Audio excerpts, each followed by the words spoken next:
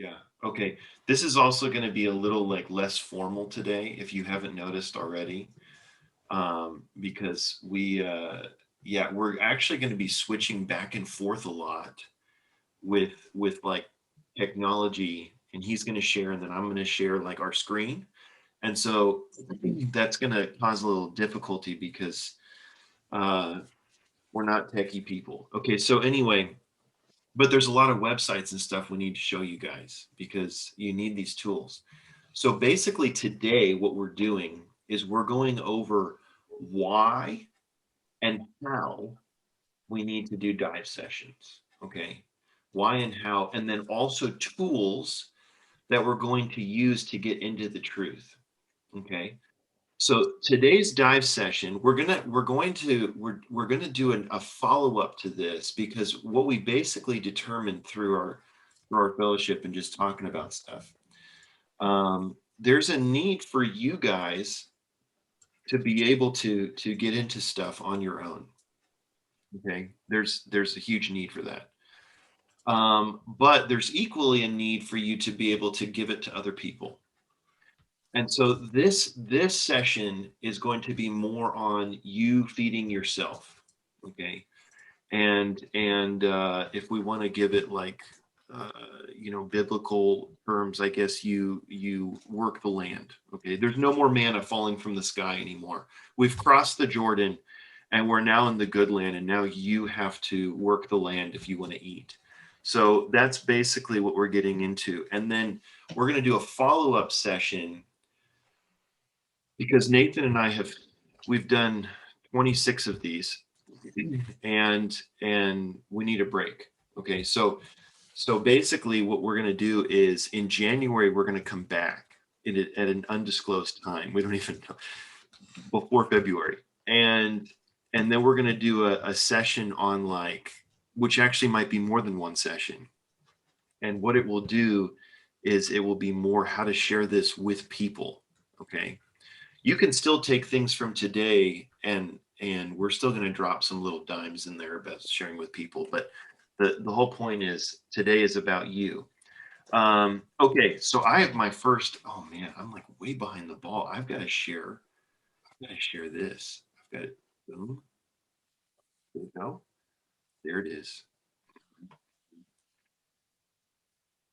Okay, cassette, can you see this? Yes, Is it working? sir. Okay. It's gonna boom. Okay. So the first thing is a quote. We're going to show you guys a quote. And I really like this quote because um, this quote has to do, it's actually from a brother. His name's David Vincent. Okay. And David Vincent spoke this one time at a true school that I was at. Okay. Cassette, can you read this? Sure. What you think becomes what you speak. What you speak about becomes your habit. What your habit is becomes your character. Your character becomes your destiny. Okay. So this is very important. We wanted to start off today with this. Okay. I don't know about you guys. I'll speak for myself. If I'm not getting into the truth, what ends up happening is, and that's a pretty broad term, getting into the truth. We should probably define that also, Nathaniel. But anyway, if I'm not getting into something regarding the Bible and God, I'm thinking about other things. And basically, if my mind is not being renewed, those conversations, obviously, out of the abundance of the heart, the mouth speaks. Okay. So oftentimes, if I'm not getting into something, I'm not thinking about it. Okay. And so what I end up speaking about is total vanity and oftentimes gossip, and it's a big black dark hole. And every single one of you know exactly what I'm talking about. Okay. And so getting into the truth actually helps us with this, because honestly, if I get into the truth, a lot of times I'm thinking about it, because there's parts I'm still asking some questions, like what did that verse mean? Why are these two verses not making sense? So I'm thinking about that. Then what I end up doing is I end up going to someone like Nathaniel or my wife or Nathan Bahanda's next door on the other side of the wall. He's my next door neighbor. And what we do is I speak about it. I start talking about that thing, and I'm like, hey, what do you think about this verse? What do you think about that? Okay. This ends up becoming a habit of yours, just like gossiping does. Okay. Just like whatever. It also ends up becoming your character. And then your character becomes your destiny in life. Okay. So this is a progression that happens all at the very beginning is thinking. What are you thinking about? Because whatever you're thinking about will become your destiny over time. Okay. So this should be a salvation to us. We need to get into the truth so that our destiny will go into the true one, which is God himself. Okay. Right. So at this point, I'm already handing, I'm done. I'm done for today. No, I'm handing it off to Nathaniel, and Nathaniel is going to show us an example of this or Yeah. something. Go ahead. Okay. So, I mean, basically, we are what we eat, and you know, I have a love-hate relationship with politics. Okay, because every time the political season comes around, because of my past educational background, part of me is really interested. But then because I'm really interested, I end up just taking in way too much. And then my wife and others around me suffer because that's what I talk about. That's, that becomes my conversation. Um, but when it was back in 2014, I started to taste something that I never knew was possible. And basically, I was with a group of others I was in Boston, and we were in a Bible school there, and we would start to we were getting into the book of Ephesians, and I had this experience one morning. I woke up, and I don't know about you, but this was not normally my first thought in the morning, but literally my first thought. I woke up in the morning, and I was just considering about the threefold blessing of the triune God in Ephesians chapter 1. That's really normal. Yeah. And I don't know, I was just amazed because I didn't think I could do that. Like, that's just not the kind of person I was. I didn't, every morning I'd wake up and I'd have to fight to find the Lord. But suddenly I woke up and it's like, wow, the blessing. What does that word blessing mean? Oh, it's not just God giving me good things. There's so much more there. It's actually the dispensing of the triune God, and you see the Father accomplishing, and or the Father planning, and the Son accomplishing, and the Spirit executing. Anyway, there's all this just running through my mind, and it was so pleasant. Normally that kind of stuff doesn't run through my mind, but this it did. And so I began to taste something, and I realized, okay, actually it's not a theory. The truth can actually really become a part of our living, and it can actually be something that you think about, that you speak about. And I'm not going to sit here and pretend that's what I think about and speak about all day long. Absolutely not. I have a long way to go, but because of that taste, that's where I want to be headed. And and I think actually all of us want to head in that direction, because the more that we do, it just affects people around us. It affects everybody we have relationships with. The more that we get into the truth. So I mean, and so if you want to really make it very simple, we are what we eat. So if I eat politics, if I eat entertainment, that is what I will communicate. That is what I will literally, that is what I will dispense into other people. Mhm. If I'm in the truth, then that is what I will dispense. And we need to realize that truth is the container of life. So we may think, okay, I'm just gonna, enjoy the Lord, and I'm just gonna flow out what I enjoyed to others. Yeah, that's yes, absolutely. But we don't enjoy Christ in a kind of vague way. It's in the truth is the container of the life we enjoy. So actually, the extent to which we have revelation concerning Christ is the extent to which we can experience him. If I don't know that he is all inclusive, if I don't know that he is the preeminent one, I won't experience him in that way.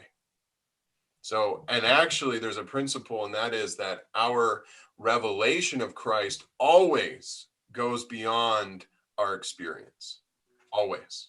So, we have to pursue to know him first experientially by revelation, so that what we know by revelation eventually becomes our experience. Anyway, at this point, we're going to launch our first poll. We have a Okay, poll, don't we? Oh yeah.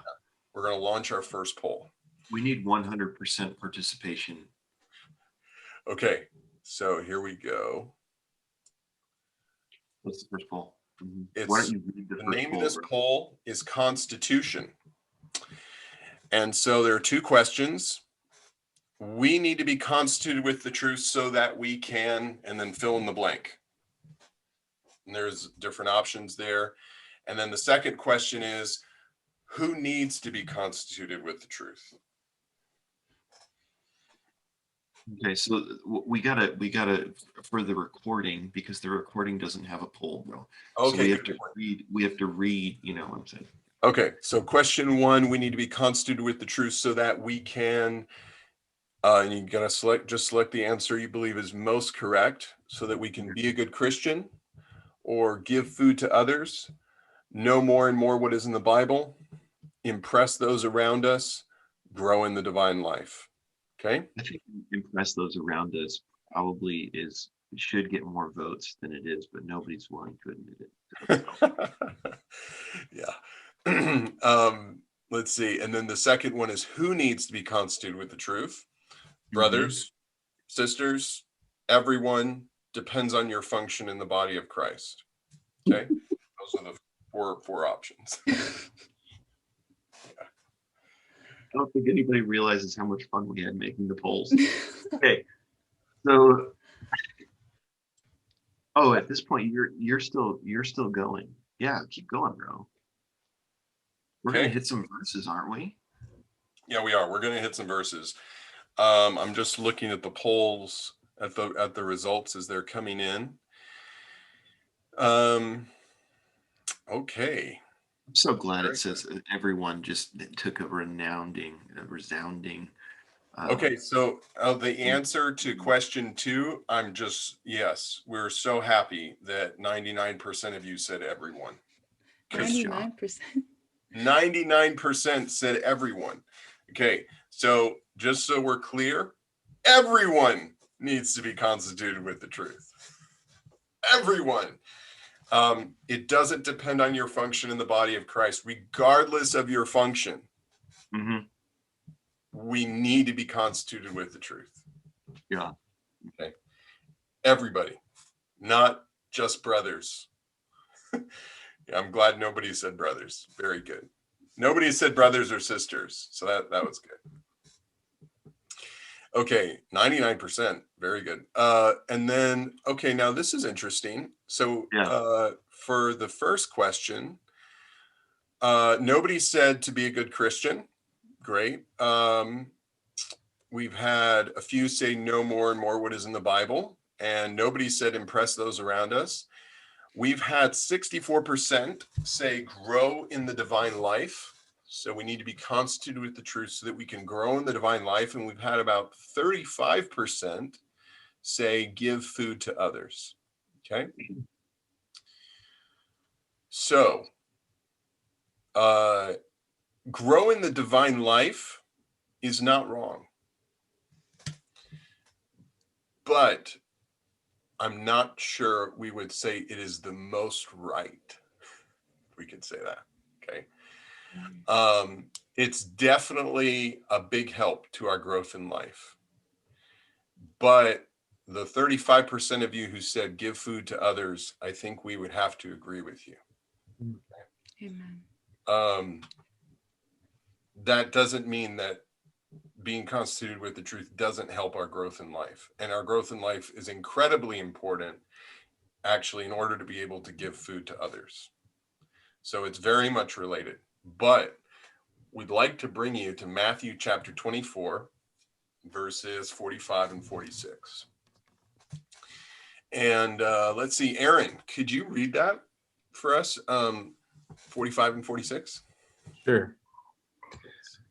Who then is the faithful and prudent slave whom the master has set over his household to give them food at the proper time?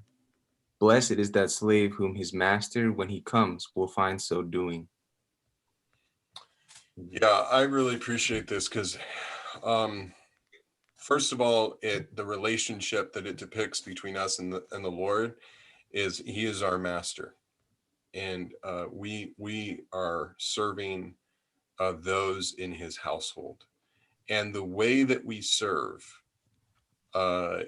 is by giving food, and I just make a few points here. One is that giving food, as I think one thing I've been really touched with is that giving food is not me taking this book here and handing it to you. That's like I just take this book and say, here, have some food. I mean, it's better than nothing. Okay.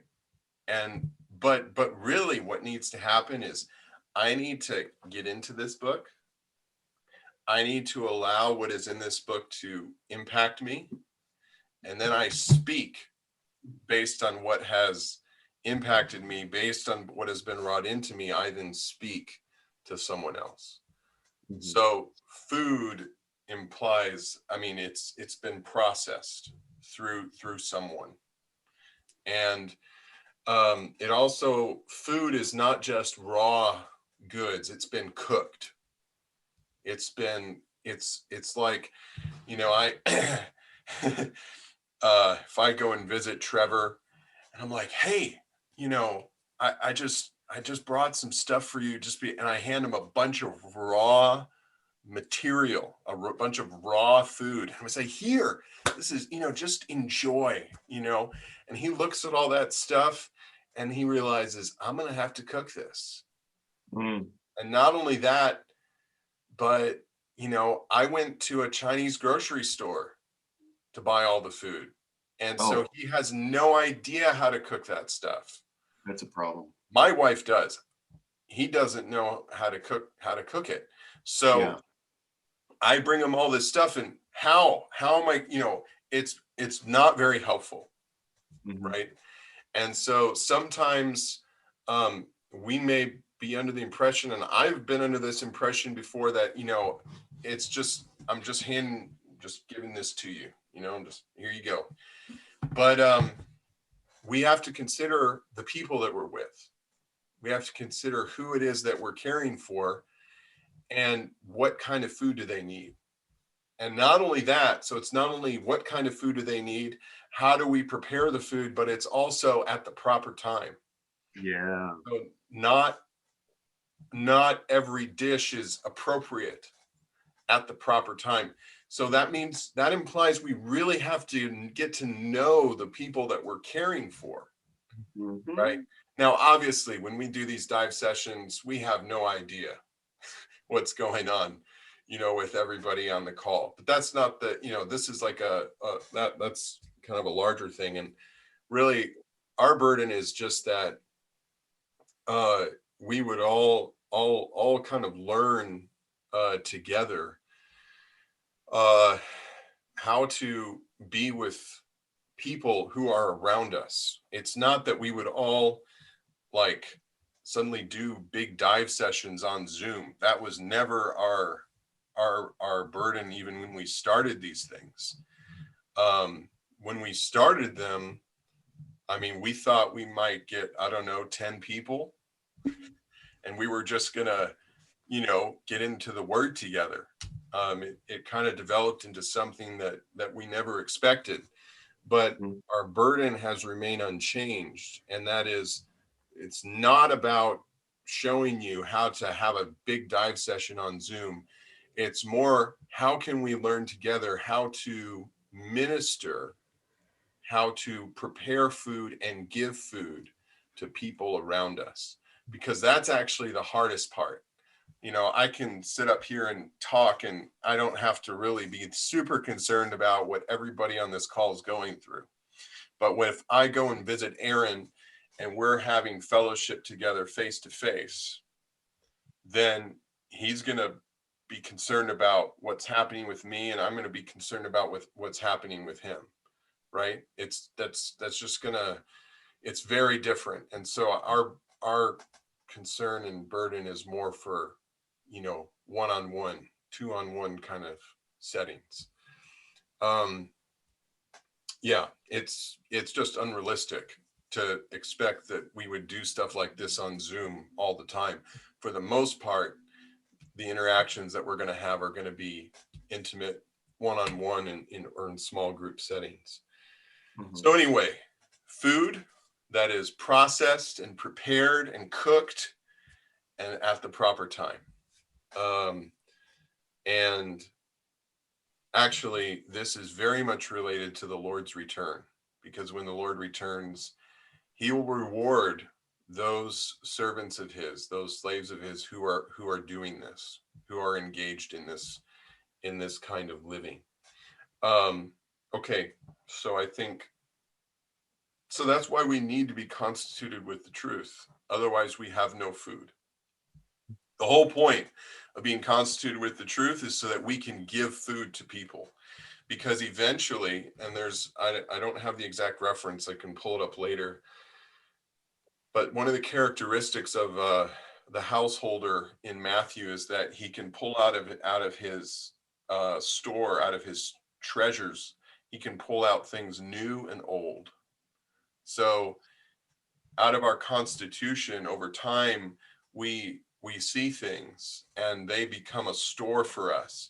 And so then I'm with somebody and I just pull that out because it's mine. I bought it, I paid for it, it's mine. And I realize this is what this person needs, so I can just give them that.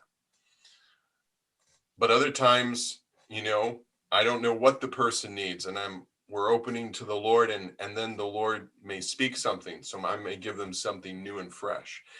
You see the point. Constitution with the truth is critical in order to be able to give food at the proper time. So Trevor's going to take us to another verse. Well, yeah, I actually, just to add, I want to jump on this for a second. Giving food at the proper time. If I just hand somebody a book, how are you so sure that that's what they need at that proper time? Um, some of the stuff in that book, because that book doesn't know that person. And so the best way, and we're not perfect either, but the best way to know what the person needs is to feed them. And so this is interesting.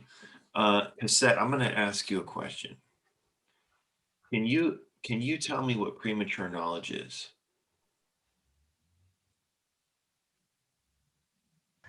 I would say it's when like you tell someone like something I like tidbit of knowledge that they're maybe not ready to receive yet because they don't have like adequate experience or maybe they can't see it for themselves. It's kind of like it's above their heads and it kind of would just fly over. Okay. Can you give me an example of premature knowledge? Like you like if you are meeting with a new believer, like they just received the Lord, and then you Mhm. try to go into like a really deep truth, like I don't know if this is a good example, but maybe like the like God's I don't know. Like something about God's economy, like telling someone like God's economy using all these words that they don't know, and then just Okay. being like, I don't know. No, this is a hard question. I'm sorry to It's do okay. that to you, but basically, um, I want to completely readjust everyone's concept of what premature knowledge is. Okay, and what it is not a topic. Premature knowledge is not a topic. Okay, I needed this adjusted in me years ago. I was in Bible school. I went to Tom Getz. I asked Tom, what's premature knowledge? How would you define it? In my brain, it was all about topics. I had a list of about 5, 6 topics that were just no goes with new people. Just no, can't talk about this because that's premature knowledge. Okay. And Tom actually told me that is not the case. You should be able to break down anything in any food form to any person. Wow. Okay. I can talk about outer darkness to a new believer. Okay. Why?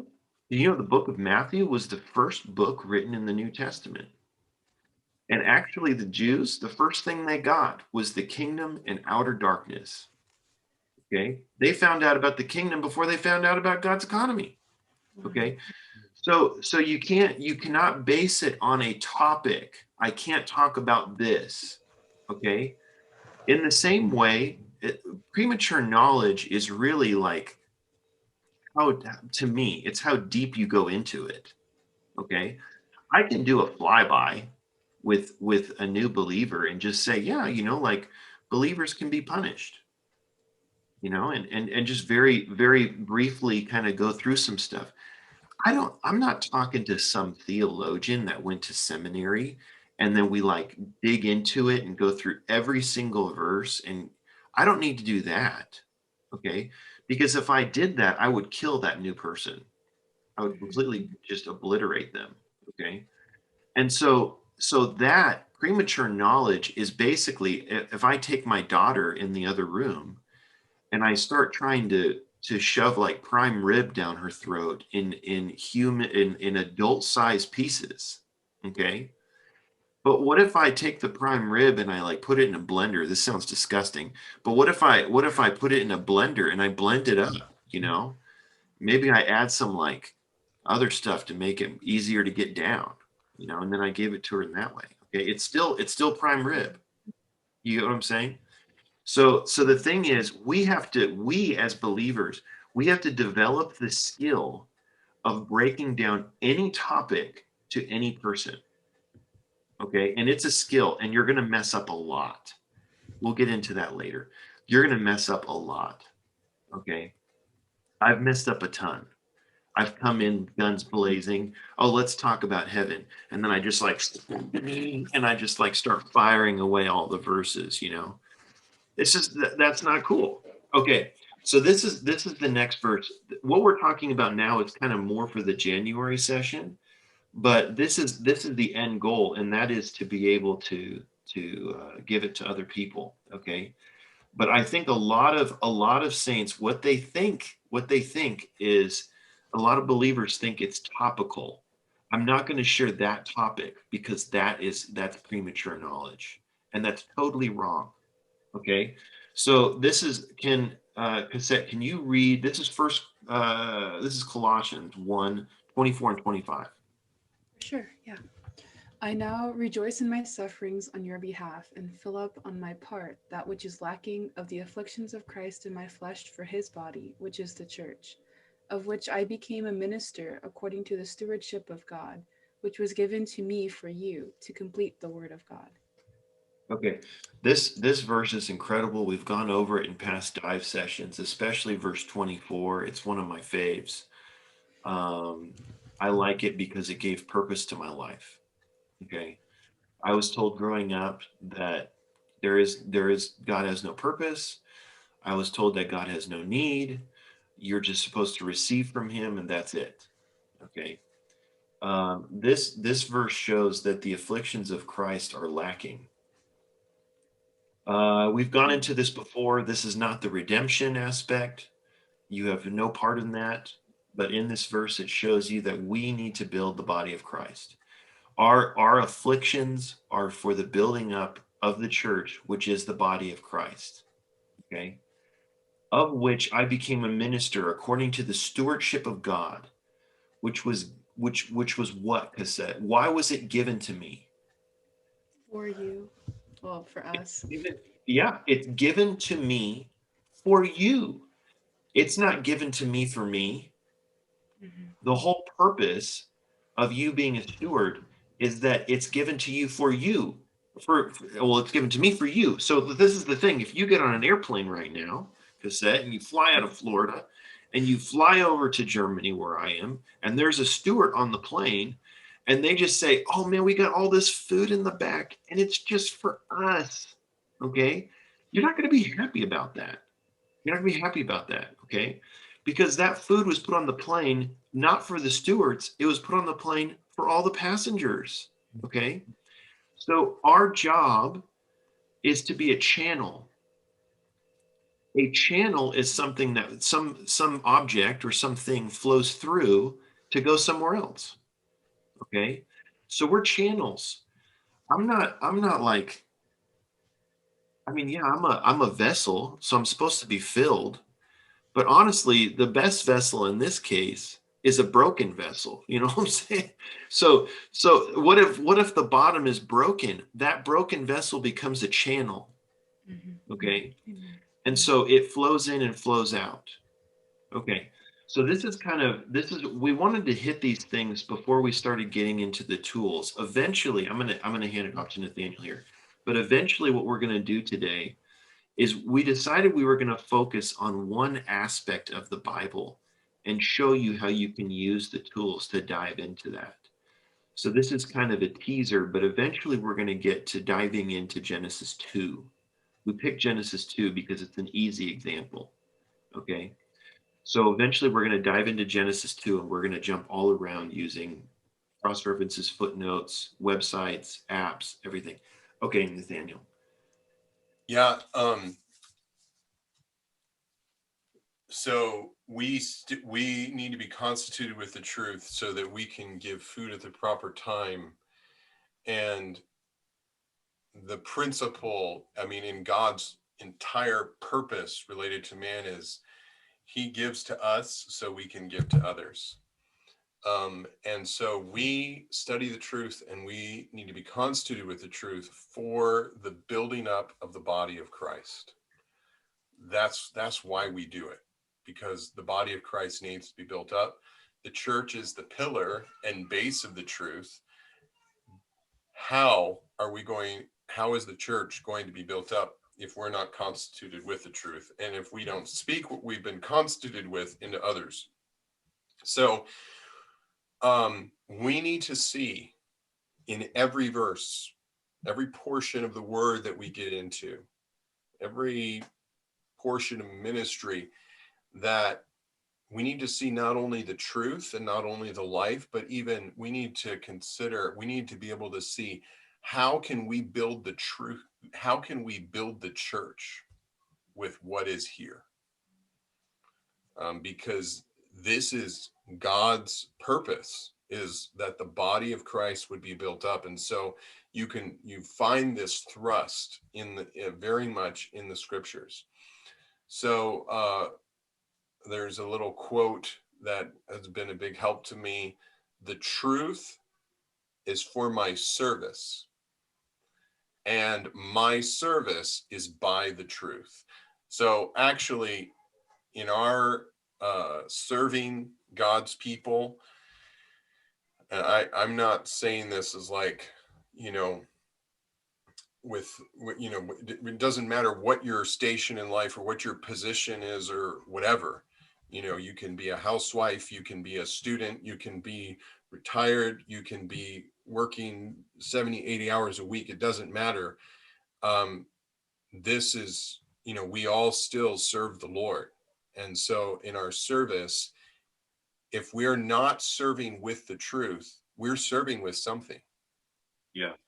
And so that means we're going to be serving people something else besides the truth. Mhm. Maybe it's our thoughts, maybe it's our opinions. If we don't have the truth, though, we're going to be building with something. And so it's much better that we have the truth so we can build with the truth. Okay. I'll just give you this example was so helpful to me. Can we go really quick to Ephesians 5? Because here you can see how Paul, sometimes we may think that the truth isn't super practical in shepherding people, but this example was so helpful to me to see how Paul, who actually wasn't married, but this is how he shepherded husbands and wives.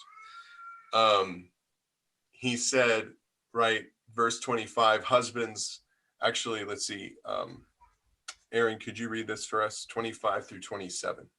Sure.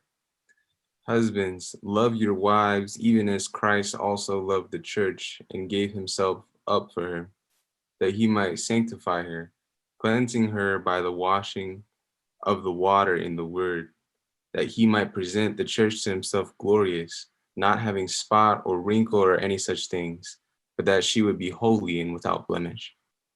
Yeah.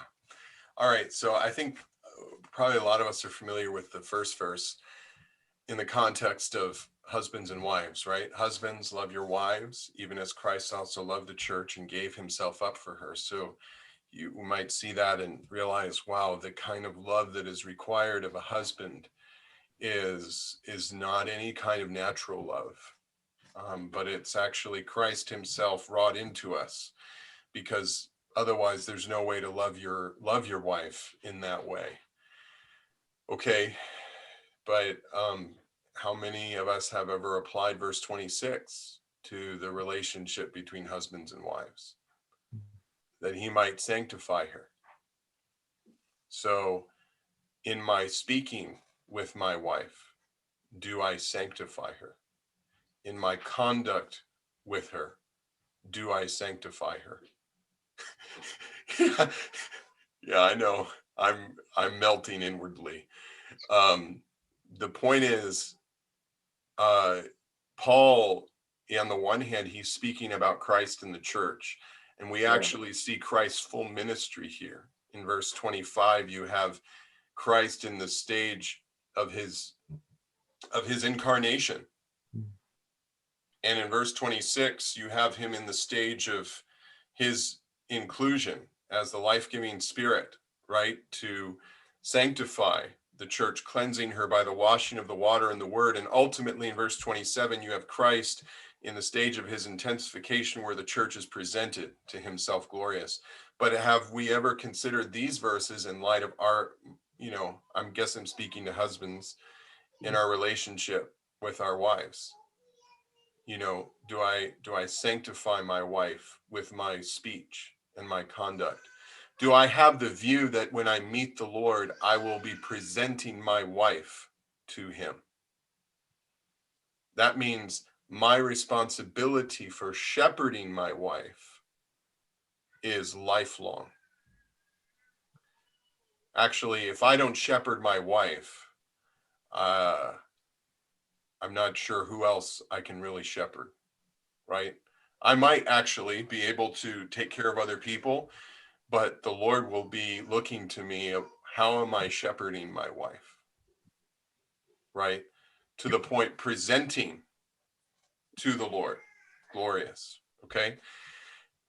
So you just consider Paul, he's not, this truth is so high, but then he applies it to the most intimate and, even, widespread of human relationships. So you just realize there's no problem in bringing the truth to where we are.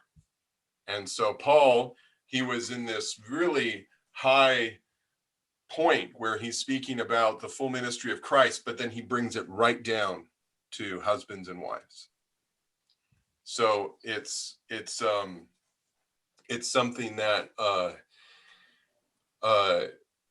it's not a waste of time to get into the truth. It's not a waste of time to know the truth. Actually, it's just a question of learning how to cook it. If we learn how to cook the truth, then we can take anything and apply it to the people that we're with. There's no such thing as the truth being too high. It's just a question of learning how to cook it. Amen. So that people can understand what we mean and they can be nourished by it. And then just two final points, and that is that our study of the truth really, and our being constituted with the truth, should be with the view that we want to bring those around us into their organic function. We are all members of the body of Christ. And so my getting into the truth and being constituted with the truth is not just for me to become, some person who knows a lot about the truth, but it's actually so that I can minister Christ to others and bring them into their organic function. And that's actually practically how our being constituted with the truth is for the building up of the body of Christ. So this is a lifestyle choice. It's about a lifestyle of being in the truth, being constituted with the truth, of speaking the truth for the building up of the body of Christ. Okay, so we have another poll. And thank you to all of you who responded to the first one. So let's launch the second poll. Okay. And so the question is, what matters most in our study of the truth? And so this is multiple choice. You can select more than one option. And the choices are to be consistent and actually do it. What we look for when we come to the Bible. So what matters most in our study of truth? What we look for when we come to the Bible, or being motivated to study. Our character, our likes and dislikes, our prejudices, and our biases.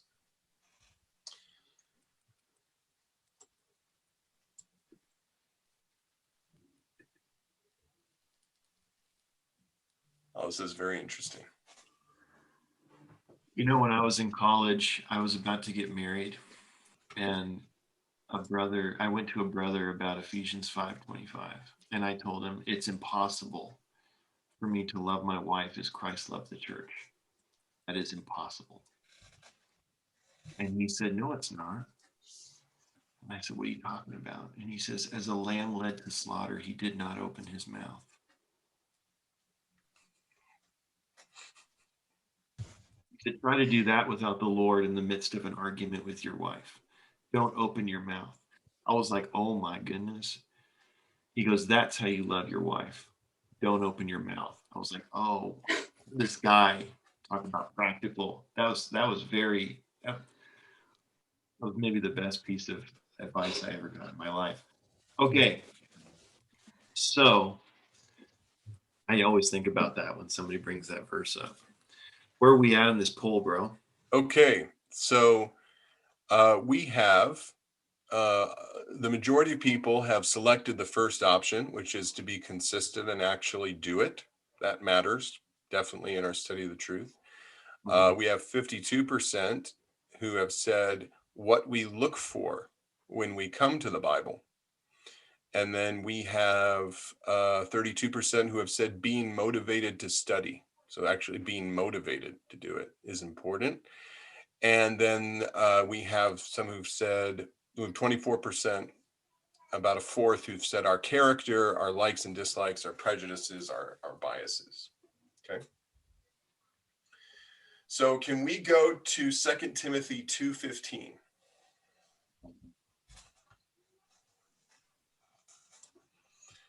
And if you think that, you know,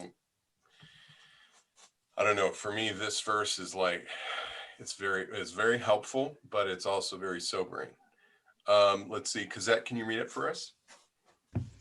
Be diligent to present yourself approved to God, an unashamed workman, cutting straight the word of the truth. Mm. Mm. Okay, so this is really something, you know, it actually, in this verse, it has the sense of kind of being a carpenter.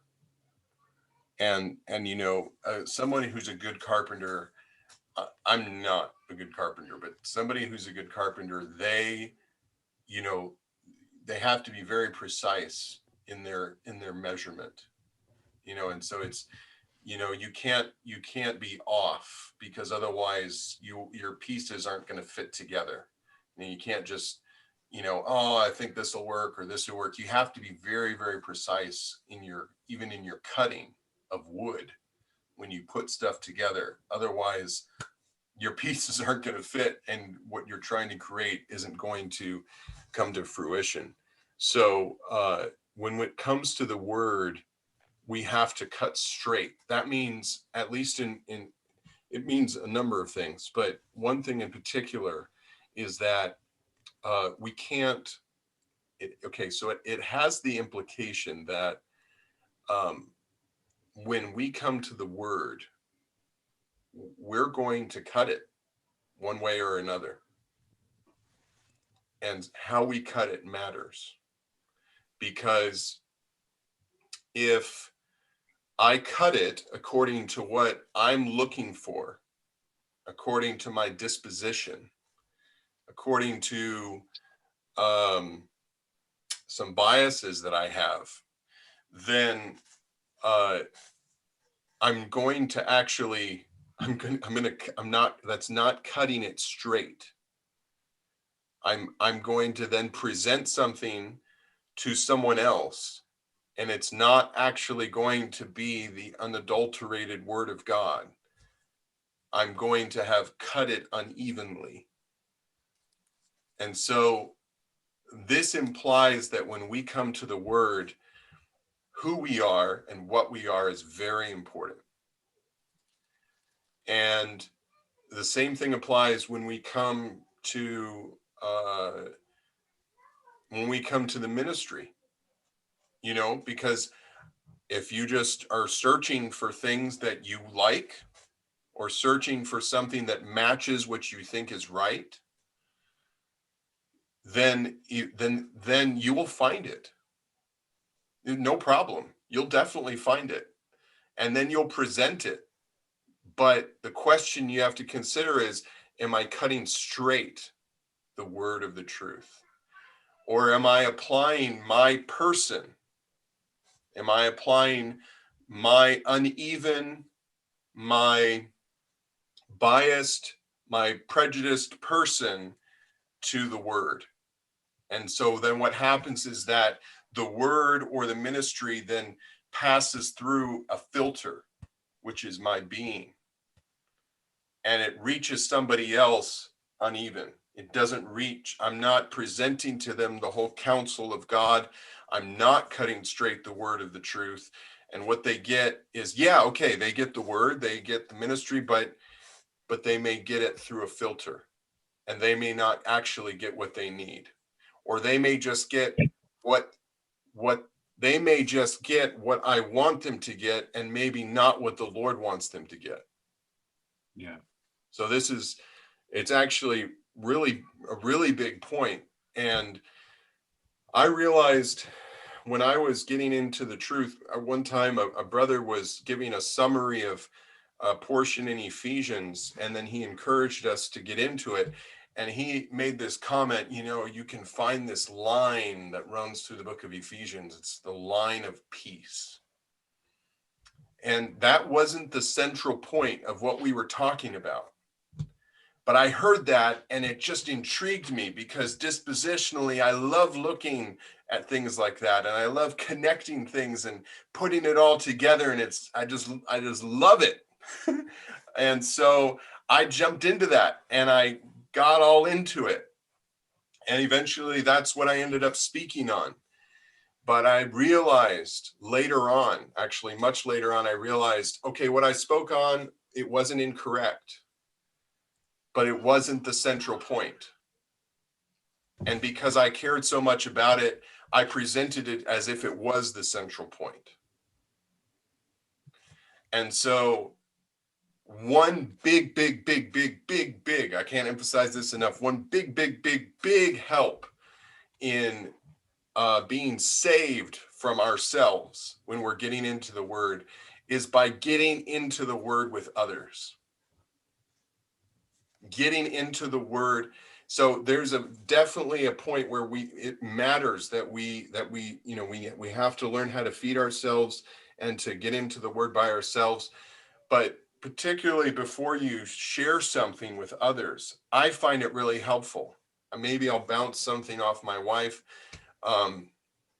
Or like even as we prepare for the dive sessions, we're constantly fellowshipping with each other, and bringing up all these things. I can't tell you how many times I've been saved because according to my own dispositional tendency, I'm going over here.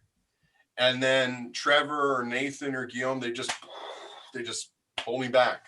They pull me back to the central point. What are we really speaking about? What is the central point of this particular portion in the word?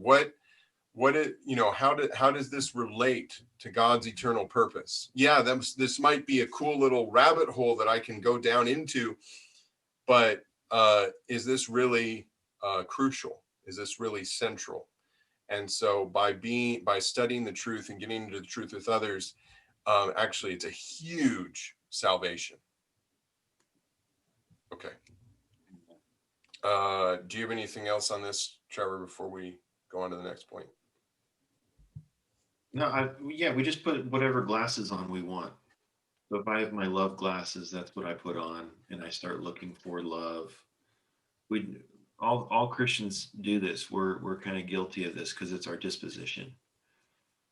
So yeah, we need to be balanced so that we can actually receive what the Lord is speaking, because He's the most balanced person. Yeah.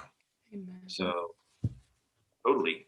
Yeah, I have students that can't stand topics like spiritual warfare or warfare at all, because the age that we live in is love, love, love, love, love, and so warfare is not love, and that's not really God.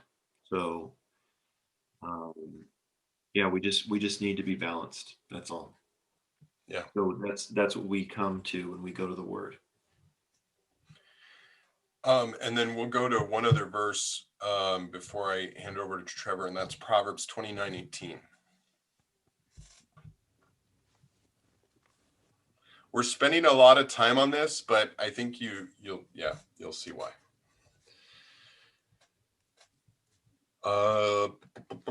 Yes. Aaron, could you read that for us? 29:18, and just read the first part.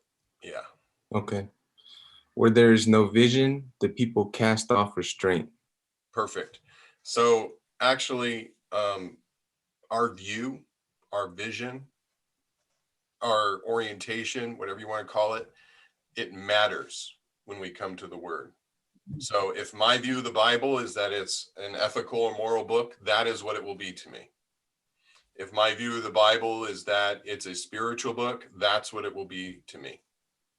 If my view of the Bible is that it speaks about God's eternal purpose and how He fulfills His purpose, then that's the kind of book it will be to me. Yeah. So our view, it's like Trevor was saying earlier, our glasses matter. What kind of glasses do we have on when we look at it? So the kind of Bible we have depends on the kind of person we are, and the kind of glasses we put on when we come to the word will determine what we get out of it. Right. So that again, really being with others as we dive into the word is very, very helpful. We get saved from a lot. We get saved from a lot of grief. I'll just tell you a really quick story that maybe will help to illustrate this. Some missionaries went to a kind of deserted place to preach the gospel to some, I think it was some island natives, and they showed them a movie. And I think the movie was about the Lord. And so they showed them this movie. And then after they finished, they asked them, what do you think? What was the movie about? And the missionaries, they said, chicken, or no, the islanders, they said chickens. It's about chickens. And the missionaries were like, how could they get that out of the movie?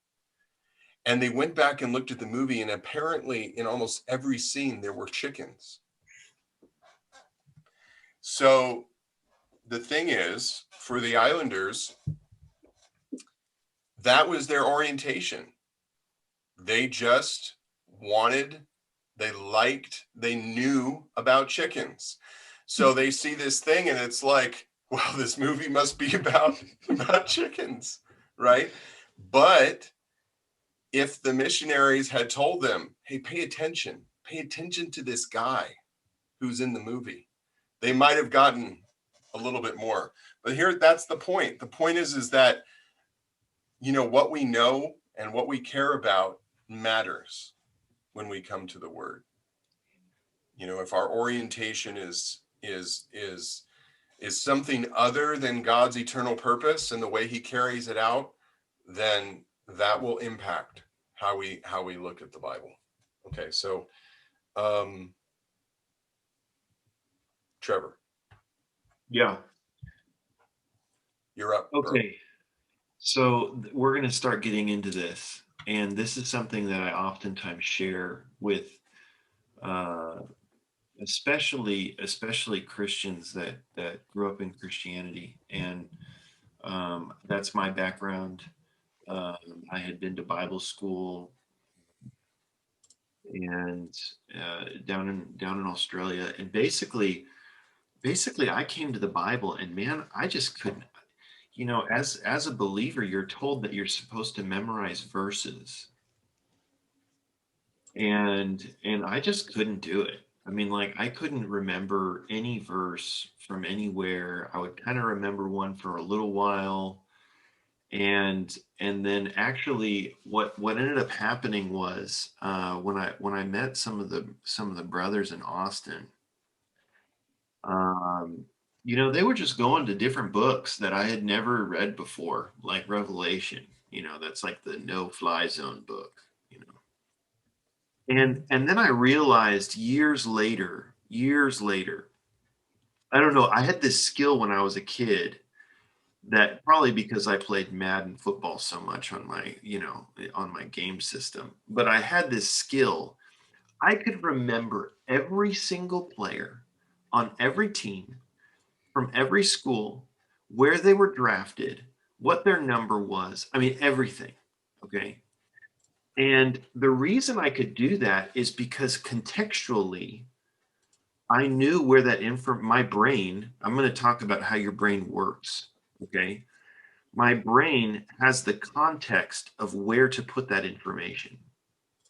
Okay.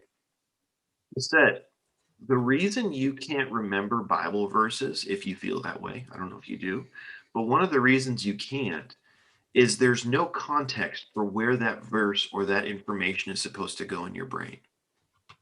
Okay. And I like to share this with new people a lot because this was my experience. If I read you a couple lines in Romeo and Juliet example, okay, but I didn't tell you it was Romeo and Juliet, and you had no idea what the story was about, and then I told you to remember that, you wouldn't be able to, okay? You wouldn't be able to remember the lines because your brain needs context, okay? It has to stick it somewhere in the hard drive. And so this is honestly what I like to share with people, because what ended up happening is after I started seeing what we like to call lines through the Bible. Okay. After I started seeing these themes and these lines in the Bible, I'm going to show you guys something here. Cassette. Okay, so here we go. We've got Genesis and Revelation. Okay, it is impossible to see God's internal purpose outside of these books. Okay, because we need the first two verses and the last two verses of the Bible. A true line through the Bible. You know, like Nathaniel said earlier, there was a line in Ephesians. Well, that's a line in Ephesians, but a line through the Bible has to be somewhere in Genesis and it has to be somewhere in Revelation. Okay. There are 5 lines that we're going to talk about. There are 5 lines, and this will help you massively if you do this. Okay. There's 5 topics. These are lines that start in Genesis 1 and 2 and end in Revelation 21 and 22. We've done a few of them on the dive sessions, especially at the beginning. Okay. These lines, what they are is they're like, it's like you're hanging clothes. Okay. So, in the United States, we just have dryers, but in a lot of countries, they're still hanging clothes. Okay. And this is the clothesline outside. Okay. I've got to put that verse somewhere on this clothesline. Okay. And this is for my brain, because when I start to get into a topic, once I see this topic, such as the divine romance, and it's running from Genesis to Revelation, I can then read a lot of verses in the Bible, and I can hook that and put that in the archive of the divine romance in the same way I used to do with Madden football with all the players. Okay. I don't know any of them anymore. I don't know any of them anymore. But you know what I do know? I know Bible verses now. Amen. And it's not because I'm like amazing or anything. I could not remember any verse before that, because you're giving me a random verse I have no context of whatsoever, and I have nowhere for my brain to remember that. And so every single one of these verses can go on these different lines through the Bible. And this is what I like to encourage a lot of the students that I come in contact with. You got to learn these 5 lines. Okay. Not only will these 5 lines dictate your entire life, okay, not only can they give you a vision if you really see it, but when you read the Bible, you can pretty much hang almost any verse in the context of one of these 5 lines. Okay. They're the major themes running through the Bible. Okay. What does that mean? That means that if you actually learn these 5 lines, and eventually when you dive into them yourself, then you can give them to somebody else and you can run through these 5 lines. Okay. Cassette, how many lines through the Bible do you think there are? Lines through the Bible? Didn't you just say 5? Well, there's 5 main ones that I want everybody to learn. Okay. It would really help you a lot. But actually Totally. the brother who used to take care of me in Austin, we used to try and find more. Actually, Witness Lee has a book, and it's called The 10 Lines in the Bible. Goodness. Oh, I don't know if you guys know about this book, but it's pretty awesome. And so you can start with those. Okay. Some of the lines that I'm talking about are in that book. Okay. But this essentially, what we ended up doing, what the entire time I was in university, okay, is we tried to find as many lines as possible. And I'm going to tell you, this helped me massively in getting constituted with the word. Massively. Okay. Would you like to know what the 5 are? Is that, are you okay? Absolutely. Okay. Not only am I going to tell you what the 5 are, but on top of that, I'm going to show you all the lines that we came up with, and I'm going to encourage you guys to find even more. Now, what you have to do is you have to connect something in Revelation to something in Genesis, and then you piece together all the verses all the way to the two books. Okay. So are you ready? Cassette, what's your guess? How many lines do you think we found? 52. Oh my gosh. Well, sorry to disappoint you, I don't know. but we did find 38. That's Okay. close. And then we can just fill in the lack. Right, right. So that's I want you guys to get to 52 by tomorrow. I have a final today, bro. Can you can you read this? Is it possible to read this? Yeah. Can you see? Okay. So these what I'm going to show you now is that these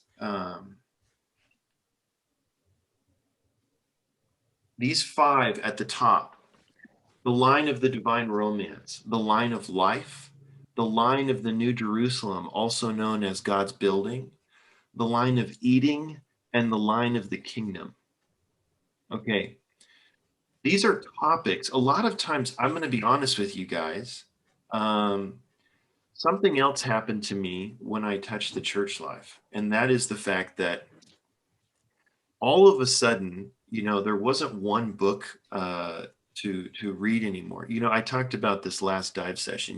Like Purpose Driven Life comes out, and every Christian on the planet buys the book. It's like 35 million copies are sold, or something like that. Then there's like Crazy Love by what's his name? Gosh, I can't. Francis Chan. Yeah. So then everybody runs and buys the book. Okay, and it's like every Christian in every denomination is reading the same book. Okay, so it goes through like these waves. Okay, then I come into the church life. There's like 5,000 books. Okay, it's like I don't even know where to start. And I think something psychologically happens. I think something psychologically happens to you. It becomes so overwhelming, you just don't do anything. Okay. And I think we've all had this experience one time or another. You go into the bookstore and it's just like all these books, and you're just like, which one do I pick? Anyway, and then you get kind of Pentecostal, like maybe if one of them moves. I'm just kidding. So the whole thing is I'm trying to give you some topics here. Okay. I'm trying to give you some topics that you can zero in on. You guys, if you learn these lines, I can't even tell you, and I know some of these things, the line of dust. Trevor, what are you talking about? There is a line of dust in the Bible. Okay. Anyway, so these are ones. Obviously, some are a way bigger thing than others. Okay, but it's somewhere to start. Okay, some of these are covered. Actually, all 10 are of the 10 lines in the Bible, the book. All of them are covered in this list. Okay, and then we just kind of added on to it.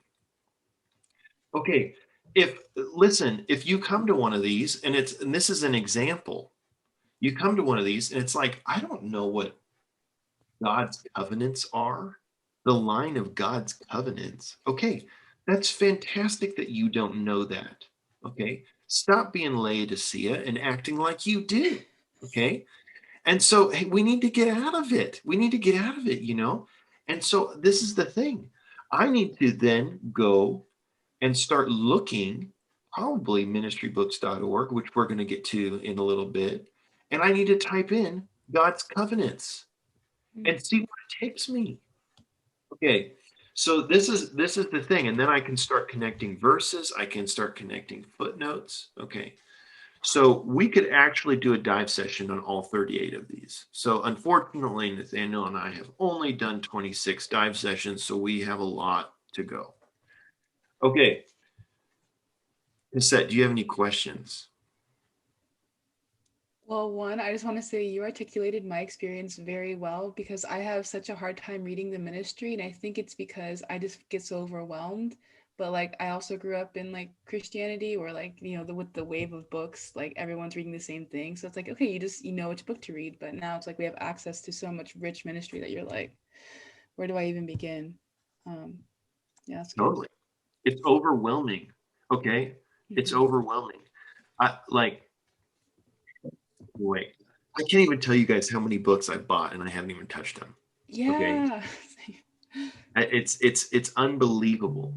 Now this is now what we're going to do now is there's a list of excuses, and we're just going to kind of run through these that people have of not getting into the truth.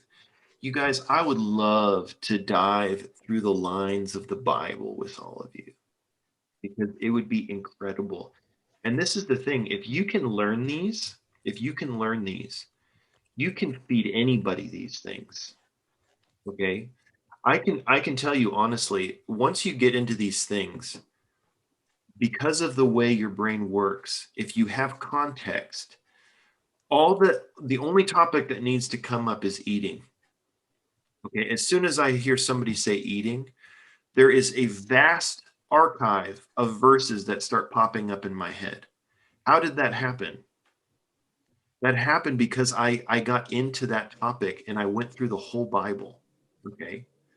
And so it happens with baptism. Boom, all the verses on baptism. Okay. This is how you get into it. Okay. But these are, we're not actually showing you how to get into it yet. We're just showing you that these are things you can get into. Okay. Okay. So, Nathaniel, um, go for it. Okay. Yeah. um, there's this 25,000 page book by book commentary of the entire Bible. It's called The Life Study of the Bible. And the very first message that was given in 1974, it was Romans, the very first one. If you go look at the very first one, you know what it's on? Take a guess. Surely it would be justification by faith, what Luther discovered, right? Hmm. What do you think? Aaron, Cosette, what do you think? Aaron, you guess first. Oh man, put me on the spot. The very first one. Because remember, this isn't just like he knew as he was doing this, he's going to be doing the entire Bible. So, but he's starting with Romans. So, what's the very first one? The line. Yeah, I'm not sure. It's okay. No worries. Cosette, do you have a guess? I was thinking something like God's eternal purpose with man, but I feel that'd be too easy, so maybe not. This is Divine Romance. The divine romance. The very first one. And probably at that time, very few people had even considered that such a thing even existed in the Bible. But that's how he began. Anyway, to me, that was always Wow. really incredible. And you see the line of life. You can trace that throughout the entire Bible, the line of building, all these things. They're just there. Anyway, it's wonderful. Okay, so excuse, and so the other thing is, we're not, obviously there are some things in the Bible that are more crucial than others. Yeah. But so again, when you get into these lines, it's really helpful to do it with others because it saves you from pulling out and say, hey, the line of dust, it's like the most important thing ever. you know we don't want to get into that realm where it's like, hey, my line's better than your line. Okay, actually, there are some things in the Bible that are crucial and that are central, and everything else kind of hangs on those things. So anyway, just want to make sure we're clear. Hey, Nathaniel, your soul clings to the dust, and Satan eats dust. Okay. Yes. So Yeah, I gave you guys a window into the line of dust. Yeah. Okay. Go ahead. Sorry. So that's why we need to be transformed into precious stones. Then the dragon, he breaks his teeth on us. Okay. Okay, so excuses. We don't have enough time. All right, so that's one of the big ones. We don't have enough time, or we feel burnt out. You just feel so tired at the end of the day. You just, and okay, if you're a housewife with 3 kids, I totally get it. Tell you one of the things my wife does a lot of times is she just listens to things. So she just listens. There's so many resources out there. You can get an account on LSM Webcast. You can listen to all these conferences that they put on Joseph Storehouses. I mean, there's just so much that you can access. And so there's a whole podcast on the life study of the Bible that you can download and listen to. Anyway. Okay. Another excuse, it's not my function. Our response to be it's not my function to be constituted with the truth. So our response to that would be, yes, it is. It is. It's actually all of our function. We show all them the need to be first poll with the truth. Yes. And this is really good. In Acts 18:26, both Priscilla and Aquila, Priscilla is the wife, Aquila is the husband. They both expounded the way of God to Apollos more accurately. So it wasn't just Aquila, it was both of them. And I can tell you one of the greatest joys that I have is when my wife and I are with someone else and we're both speaking the word to them. Because I treasure my wife's portion. I'm like all over in the stratosphere going from Genesis to Revelation, and then she just brings it down to earth and applies it to their situation. So it's awesome. Okay. You may not know where to start. Okay. We're going to try to help you. Okay. If you don't know where to start, we're going to try to help. And please, we're not, this is not like you have to do this, but I think we just want to get into the truth. We want to be constituted with the truth so we can make some suggestions. We have by no means arrived. We are learning just as much as you are, but we can learn together. Another excuse is it's too hard or I don't have the capacity. Okay. So one thing we would say is just do what works for you. Don't compare yourself to other people. It's just not helpful. So-and-so does so much, whatever.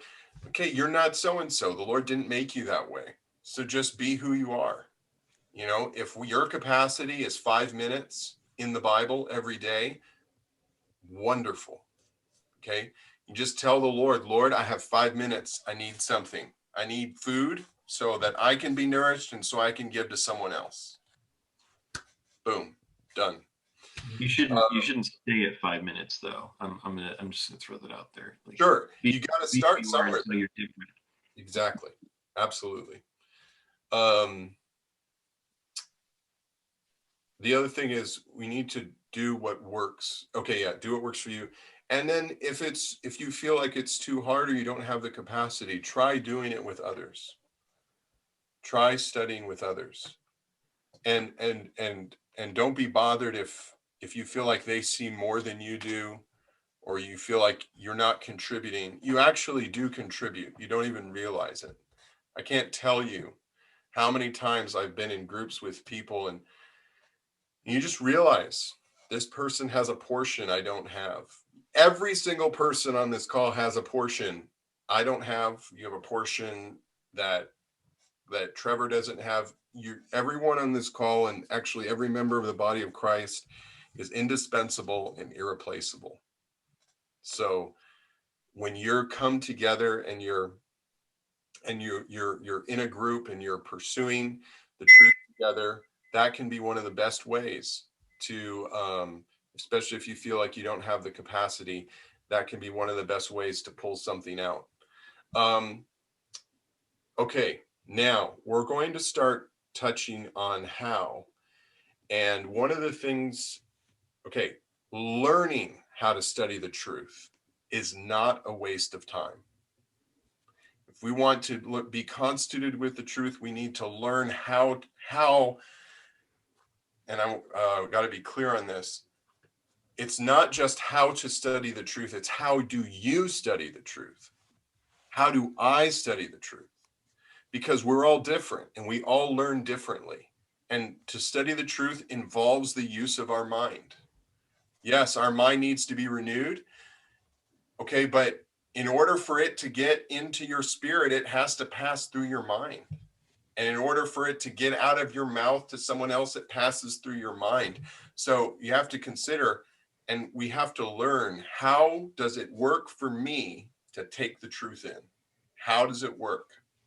How do I learn? Okay, so everyone does it differently. And so it's actually to study the truth and to be constituted with the truth. One of the big things is to learn how you study the truth. Yeah, that's true. Learning how you study the truth is not a waste of time. Don't feel like it's I just need to start. Well, it's good to first learn, how do you study the truth? So now we have another poll, and this is, it's another poll. Okay.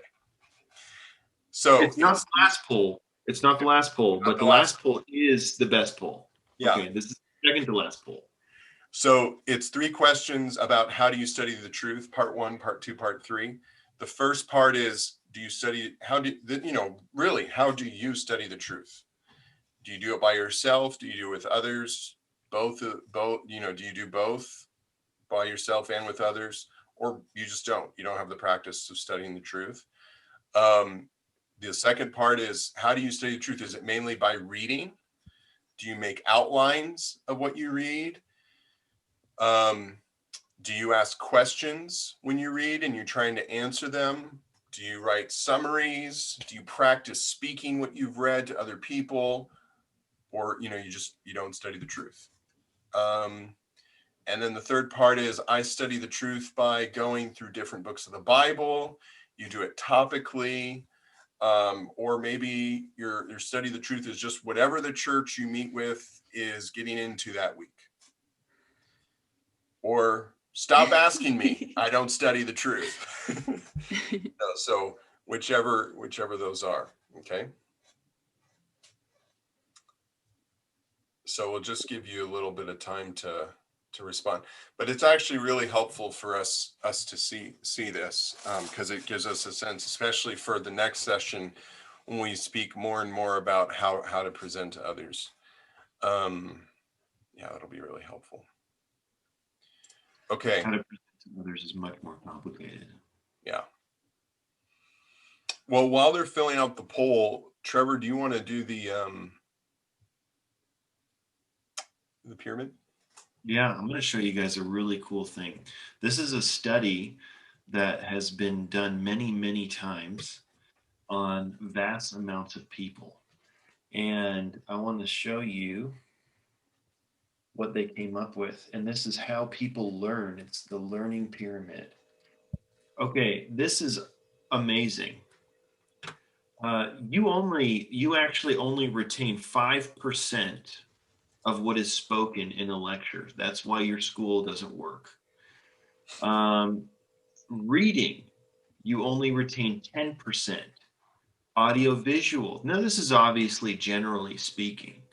Also, I will say, as far as the lecture goes, this percentage can go up based on how interesting your person is that's speaking. So if it's the clear eyes guy, it'll probably be like 1%. Okay. But if you're a very dynamic, charismatic speaker, you can probably get your audience to retain a little bit more than 5%. But this is generally speaking, that's what happens. And actually, I don't want to. I want to point out one thing. When you look at this pyramid, when we go to conferences, I don't know about your experience. I actually love them. Most of the reason I love them is because I get to see everybody. Okay, that's, I gotta be honest. But actually, when I walk away, I always get kind of discouraged because I don't remember as much as I wanted to. Okay. And I'm like, and I'll walk away and I'll maybe remember like one or two things. And they really did touch me. They were a big deal. But it's honestly like sitting in a lecture. Okay. And so the more interactive the person is, the more their mind is activated and the more they'll learn. Okay. So I've even heard of medical schools now in the United States, at least some of them. They've started doing this thing where they'll put like 6 or 7 students at a table, and they'll throw like a piece of paper in the middle of the table, and it's basically your patient has these issues coming into the ER. What do you do? And so, they're bleeding from this, they can't, whatever the situation is. And those 6 or 7 students, because the medical schools learned that you actually learn much better by discussing it with each other and trying to figure it out, problem solve. You guys, problem solving is the way you learn. Create a problem. When I present the truth to people, I always create a problem. Okay. For those of you who know me, I will sit there and I'll purposefully create a problem, and then we have to fix it. Hey, why do these verses contradict themselves? You That's a do that a problem. lot. You do. Uh-huh. Yeah, I know. And so this is the thing. We really need to solve problems.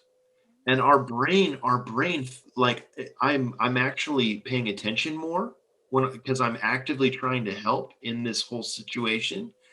And then on top of that, I do it when I'm by myself. I'll come across a verse and I'll be like, wait, that contradicts this other verse. Okay. And that's now a problem for me to fix. I've got to figure out how to solve this. Okay. The ultimate way of learning is to teach others. 90%. Okay.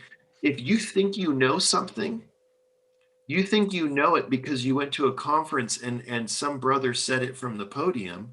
And guess what? That's 5%. Okay. But then what happens if you go and try and talk to somebody else about it?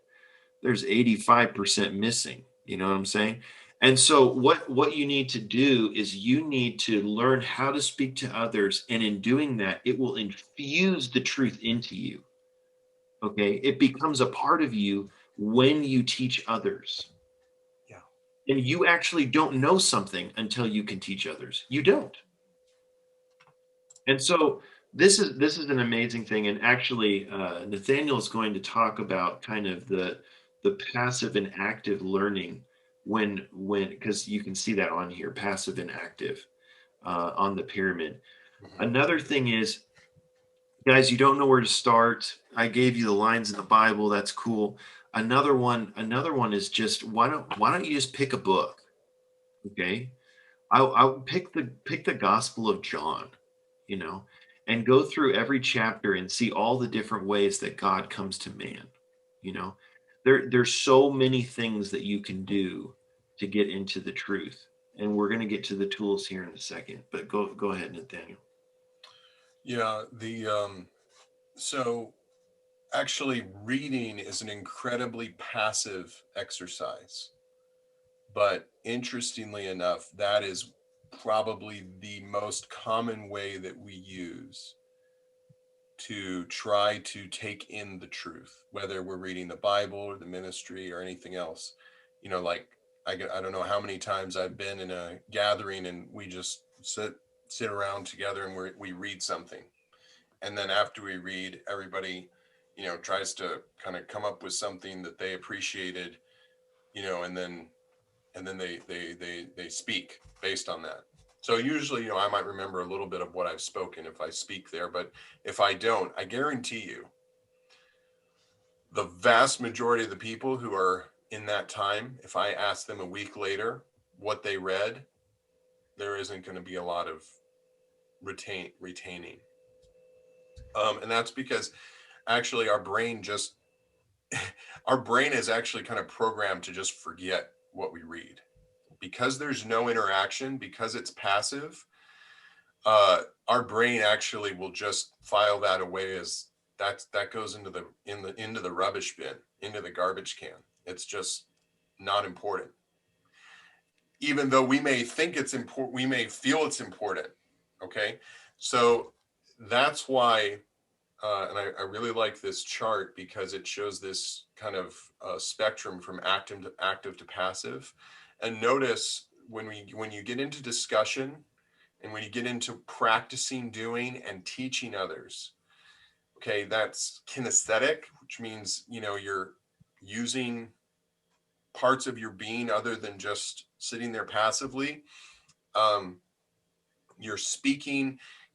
What it forces you to do is it forces you to synthesize. Uh, it forces you to kind of put together in your mind the things that the truth. And so for some that may involve making an outline. Okay. Others, it may just involve, as you're reading, you take notes, and then at the end you try to summarize everything. But to be honest, one of the most effective ways is actually just by speaking, just by learning how to speak to other people. And you will find that as you do that, you will mess up, and you will mess up a lot. And that's totally okay. Don't be bothered by messing up. Okay. Okay. When I was in high school, I was at this conference. It was actually like a truth school, so it was like a week long, and I think we were getting into the Bible or something. And I got up and I had no idea what I was going to say. And I ended up standing there for 5 minutes and 42 seconds. I know because my friends timed me. And it was just an absolute disaster. Okay. And so after that, I won't get into all the specifics because you're just going to start cringing. But the point is, I have been there and done that in terms of really, really embarrassing mess ups in front of tons of people. Okay. And I can only tell you that actually I learned from that, and you can learn from it. And, you know, uh, every time after you finish, you will remember what you missed. You'll remember, oh, I should have said that. That's fine. We're all like that. And you take that and you apply it for the next time. And, these dive sessions have personally been a huge help to me because I've had to get into material, fellowship with others, and then we synthesize, and then we learn how to speak, and I can't tell you how many times we've done it. And then afterwards, I just feel like, wow, I missed this and missed this, missed this, missed this, missed this. But it's always a big help. So just learning how to take it and engage it, be actively engage the material, not passively reading merely, but learn how to actively engage the material. Okay. Yeah. Take it and get it into you and speak it and make it yours. Okay. So yeah, I think that's It kind of also explains why like volunteering in a dive session almost like engages you more, so it makes you like pay more attention or even get more out of the dive session. So for all those people who want to volunteer, I encourage you next time. Yes, Cassette. That's exactly right. That's exactly right. Actually, that's why we ask people to volunteer. It's a big reason. Yeah, very good. Okay. Trevor, do you want to talk about asking questions? This is another big point. Asking questions is the greatest thing on the planet. I can't understand people who don't ask questions. I can't even relate to you. We can't have a conversation, honestly. That's how much I don't relate to you. if you're not a person who asks questions, I don't know where you're going to start as far as getting into the truth. I know. I I know where they can start. They where need to get with somebody who asks questions. That's true. That's true. But actually, that's true. They need to activate their brain because this is the deal. Asking questions is what really unlocks everything. Okay. Why is that? Do you think the Lord asked people questions? Um, Either to like get them to like maybe they'd have a revelation themselves, or even to like you just said, unlock more like channels of other topics and stuff. Yeah. Did he not know the answer? No, he knew the answer. Okay. So his questions were rhetorical, right? Yeah. Oh no, Ev- wait, rhetorical. Yeah. yeah. Every single question he asked, he knew the answer. Mhm. Every single one. So why did he ask it? This we're going to get into this more when we are presenting to other people. If you're talking at them, they're not listening. If you're asking questions, it They're activates their engaging. brain. Okay. So this is honestly a huge issue that we have because we have so much to share. I mean, I have so much to share, and so I actually just need this other person in front of me to stop talking so that I can share. Okay. So the thing is that doesn't help that person receive anything you have to say because you haven't created a problem yet. A question is a problem. Okay. And so this is a quote. I love this quote. Every contradiction which you find in the Word of God is simply a revelation of God's multifarious wisdom patiently waiting to be revealed to you. Okay? Okay. This is totally true. It's absolutely totally true in my experience.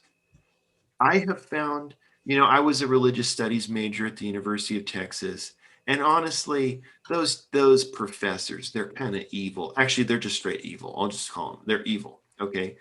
And especially in the religious studies department, because what they do is they try to rip away your faith. Okay. And what they do is they point out all these contradictions. Oh, the Bible's not complete. Oh, look, this book outside of the Bible that wasn't canonized. All these. Okay, forget about those contradictions. That's stupid. Okay. Then they try to pull out contradictions within the Gospels. Well, maybe they don't know that the Gospels is connected to the four living creatures. That's a dive session that we probably need to get into. Okay. Okay, so this is the thing. This is the thing. There's answers. There are answers. And so when you come across a contradiction, it's fantastic. I love it. I used to like start doubting and stuff. No, no. Now I'm like, okay, there's something really cool here that I just don't know yet. Okay. You have to start looking at the Bible differently. And so honestly, one of the best things to do is to create a problem like we said earlier. Okay. I'm going to show you guys a verse here, and these guys are my favorite. I'm just like, and I wish I could have hung out with these guys. They were in Greece. Uh Aaron, bro, can you read for me? This is Acts 17, 10, and 11. You have to unmute him. I got it. Wow, B, bro. Whenever you mute yourself and like the host doesn't allow participants to unmute, then you can't unmute yourself. Sorry about that. Thank you. Acts 17, 10, 11, you say, yeah? Yeah. And the brothers immediately sent Paul and Silas away during the night to Berea, who, when they arrived, went off into the synagogue of the Jews. Now these people were more noble than those in Thessalonica, for they received the word with all eagerness, examining the scriptures daily to see whether these things were so. Okay, so these guys are awesome. Okay, these guys are awesome. I gotta be honest with you. When I was in Bible school, some of you might know him. His name's Ron Kangas. And I sat down with him one time and I said, okay, there's a difference here. I want you guys to see the difference because the spirit of your question matters. Okay. Okay. So it's not just ask questions, but it's really the spirit of your question. So this is a quick story. I sat down and the first thing I said to him is, I question everything. Okay. And the first thing he said back was, you're unteachable. Okay. Okay. That was an appropriate dart that I needed. I needed that little slice. Okay. And so then I was like, well, dang, like I've always thought it was really positive to question everything, like I question authority. I question my parents, I'm always questioning everything. Okay. And so I did that. I did that because I have a fear of being ignorant. I have a fear of being ignorant. Okay.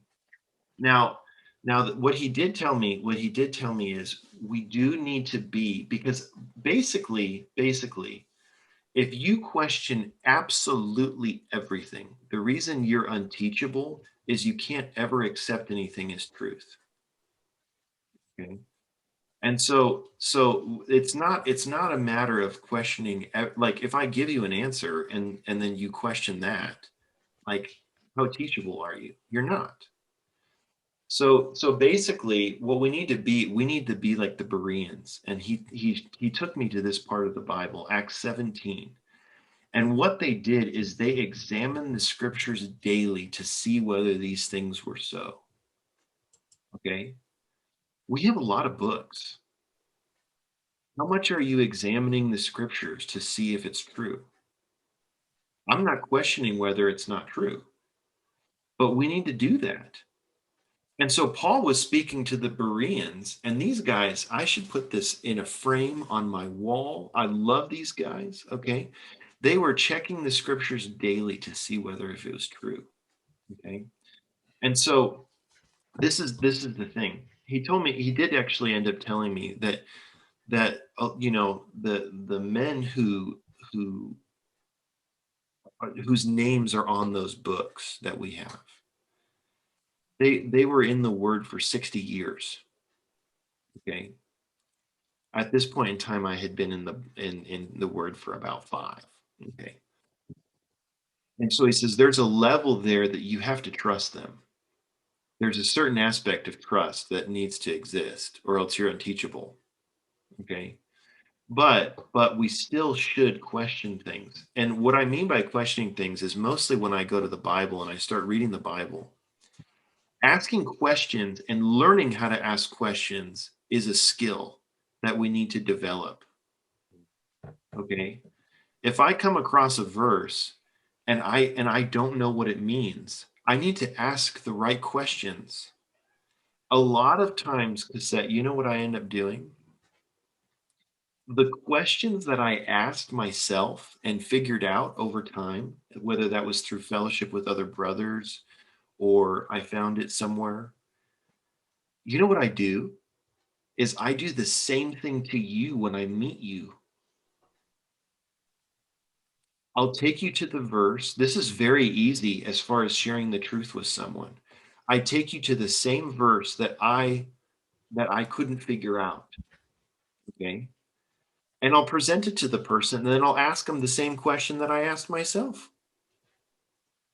This is super easy. And then you know what I do? I take them through the progression of how I found the answer. And it's honestly the best way to pass on information is through a story. Okay? Tell a story. Perfect storytelling. You can actually present the truth through telling a story, okay, of how you found the truth.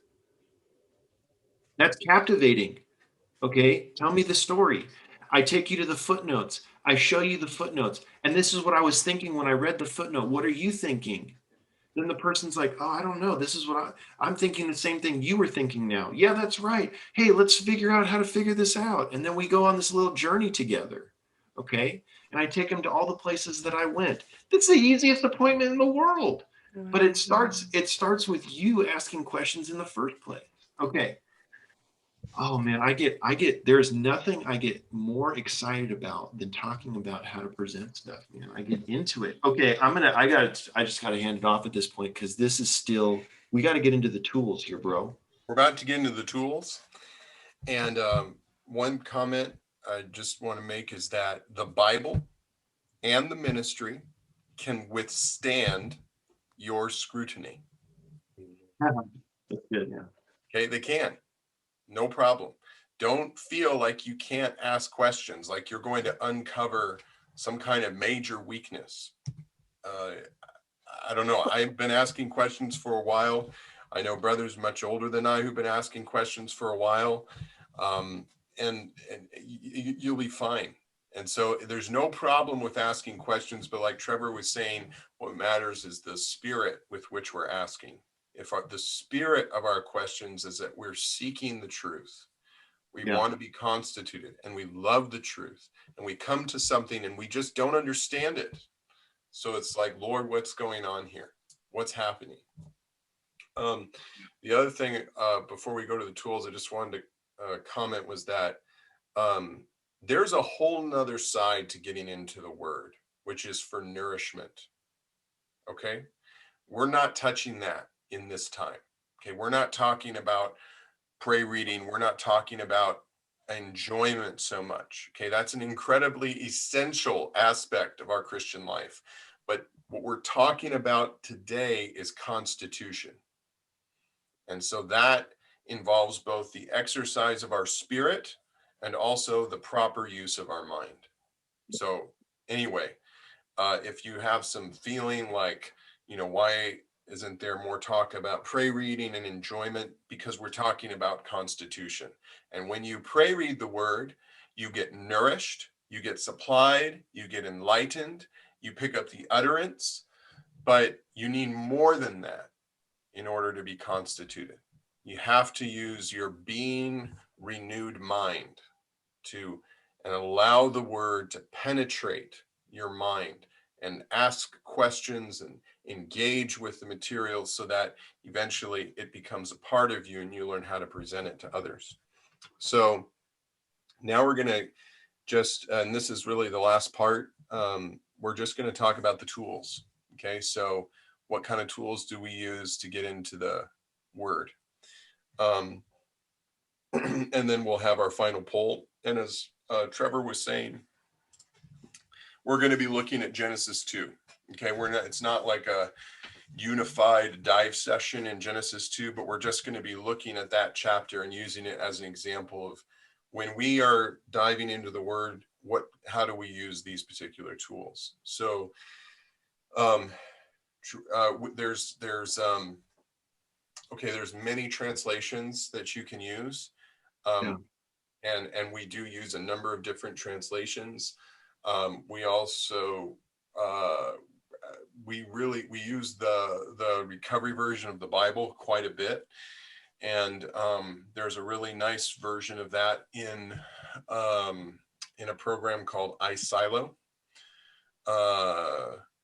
And so that's so you can, that's obviously digital and electronic. Okay, and you can access it not just through iSilo, you can access it on Kindle, on iBooks, on Playbooks with Android. But here we have it in iSilo. So yeah, Trevor. Oh, okay. Yeah. Okay. So this is iSilo. I think I'm pretty sure actually the Lord's Recovery has single-handedly supplied iSilo with 90% of its buyers. So although we're showing you this because it's very useful, but at the same time it also is not, they're not supporting it anymore. So there's a couple, I don't know if you guys know this yet, but the iSilo people have said that they're no longer going to update iSilo. So I don't know what update in the future is going to happen to my phone, but one day this is not going to work anymore and I am going to cry. Okay. If there's a brother out there that has a burden to buy iSilo and keep it going, please do so for me personally. Okay. Okay. So, I mean, this is pretty self-explanatory. If you don't know how to maneuver through iSilo, I don't know. I'm sure there's a person that you know that does. Another thing before we get into tools, Nathaniel and I are pleading with you, begging, do not text us this week asking us intimate technical issues about apps and things. We will not respond. Okay. Yeah, I'm just not interested in answering those questions. So it doesn't mean that we don't like you. It just means that we have a life outside of this Zoom call. Um, I think we're good with iSilo, bro. Like what? I don't even know what we use iSilo, like, um, what is there a specific thing that we want to show them with iSilo? No, I mean, It's I mean, you see all the hyperlinks, so you can right. obviously click on things to get to footnotes and all that sort of stuff. So that, I mean, that's pretty much it. Yeah. And you can do something similar with the recovery version on Kindle or iBooks or Google Play.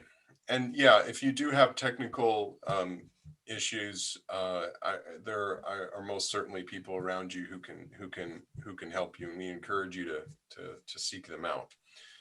The next thing I'm going to show you is a free program. It's called eSword. I use it on my laptop, and there are versions of it both on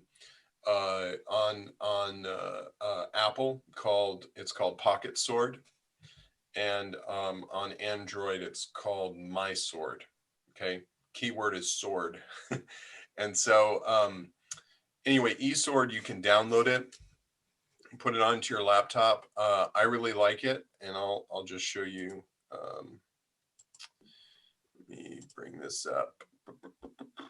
Okay. All right. Can you all see that? Yeah. You see that? Okay. So basically, this is eSword. It's an electronic um, Bible study tool. And so it doesn't come like this. Like I've added a number of things. So when you first get it, what you can do is you go to download and you can click on Bibles. And okay, can you all still see that? Do you see the page that came up or no? Um, Or do you just still see the Bible? Do you just still Yeah, see? I I think still see we the still do see Bible. the Bible. Okay, hang on. Yeah. I need to do something else. I'm going to share my Your screen. desktop. Yeah. Okay. All right. Do y'all see that now? Yeah. Yeah. Yeah. Okay. So what happened is I clicked on download and then Bibles. And then you see I downloaded a number of different, so it sees here it says installed. So that means I downloaded and installed the American Standard Version. So I just chose the ones that I thought would be helpful. I didn't download every single one, although you definitely can. And so there's every single one has free versions, and then there's also premium. And so for the premium, that means you have to go to the eSword website and you pay for a license, and then you can download it. Basically, you pay, they'll give you a code, and then when you click on here, you just enter the code, and then you can download it. And so I took Weiss expanded translation because I thought that would be really helpful. Weiss was a Greek scholar, and his translation, he tries to bring out as literal the meaning as he can in the verses that he translates. Okay. Also, there are some commentaries. This is I don't use these as much, but sometimes they're helpful. So, for example, Kyle and I'm totally probably mispronouncing this, Delich. Anyway, they did a commentary on the Old Testament. Some of their stuff is quoted in the recovery version, and sometimes I found stuff that they've said to be helpful. The Schofield Reference Bible Notes, Schofield Reference Bible. A lot of what they have was he took from the Brethren. sometimes that's okay. And then also I really like Vincent's word studies. Some of that's quoted in the recovery version as well. And then I also took Weiss word studies. Then under dictionaries, there's a lot of different things here. There's, you can get various definitions, concordances, and I paid for Vine's Complete Expository Dictionary because anyway, that's also something that is quoted in the recovery version, and I found that to be helpful. Anyway, there's a number of other things you can get, but basically that's why I have all this stuff. And so let's say I want to go to Genesis, and I go to Genesis 2:21. Then what happens is, you see it says the Lord, okay? And I can click on this here, and actually it pops up the actual word in Hebrew, and then you also will get some definitions. So this is the Brown Driver Briggs Hebrew definitions, but then I can also go here, the King James Concordance. It shows all the times that the word Lord is used. I can also go to Strong, and I get this right here. Okay. Let me see now. And then also, if I go over on this side, I can get Keelan Delitzsch's commentary on this section of the word. So anyway, these are all stuff that's helpful. As we've said before, the vision really is really important. What you want to, what your view is when you come to this. So I always look at all of this kind of with that filter. I'm not, and so as a result, it can be helpful. Sometimes it's not helpful. Sometimes I read it and it's like, I don't know where they got that from, but anyway, it's just a resource that's available. So that's Genesis, that's eSword. Then I'm going to show you all. I'm just going to minimize this. You can see my screen now. And I'm going to bring up another. Okay, can you all see this screen here? Yes. Okay, so I'm going to show you another tool that I use. It's called Bible Hub. And basically what I use this for is if I want to see how a particular version, or I want to see how a certain word is translated through a bunch of different versions, then what I'll do is I can go to Bible Hub, and I won't select a particular version, but I'll go here and let's look at Genesis 2:21.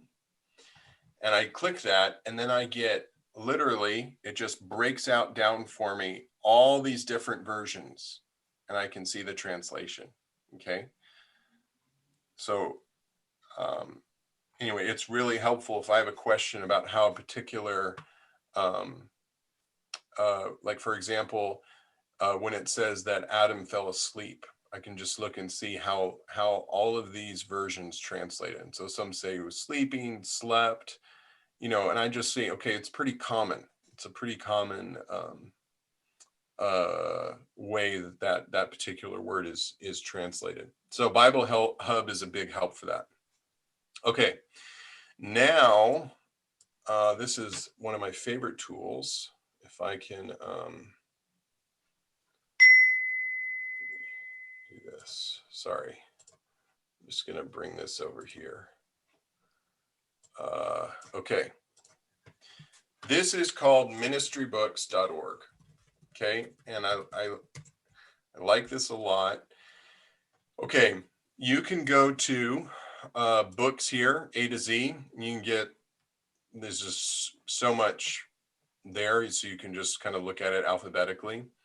There's some links to some other stuff here, and I'd like to point out, first of all, something called Affirmation and Critique. So that's here. It's affcrit.com, and if you go to the homepage, it'll look like this. And then if you go to all issues, you can look at all the various archives.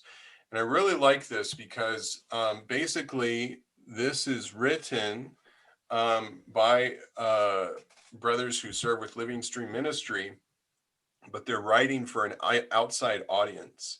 And so it's kind of has a pretty theological bent. And actually, these journals are carried in a number of different seminaries. So they're actually used as resources by theologians.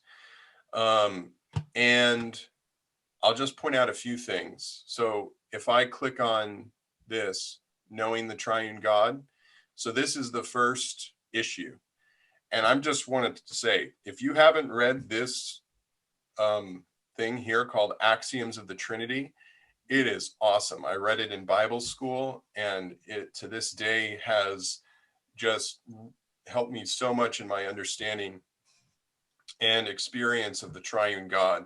Actually, this whole section here, all these articles are so helpful. I got into an argument one time with a Jehovah's Witness, and some of the things he said really bothered me.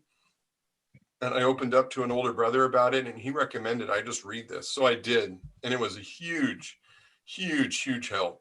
So anyway, I recommend this. And then also, they have various departments within each journal, and so different categories. And there's one called Glossa. And so in the 2000 issue on Grace and the Economy of God, there's one called Sonship or Adoption as Sons. And I've gotten so much help from this. And basically, the brother who wrote this, he just goes through using the Greek. He looks at the word sonship because many times it's translated as adoption. And he just goes through and looks at how it's used, and the revelation that comes from just looking at how this one word is used throughout the New Testament is so helpful.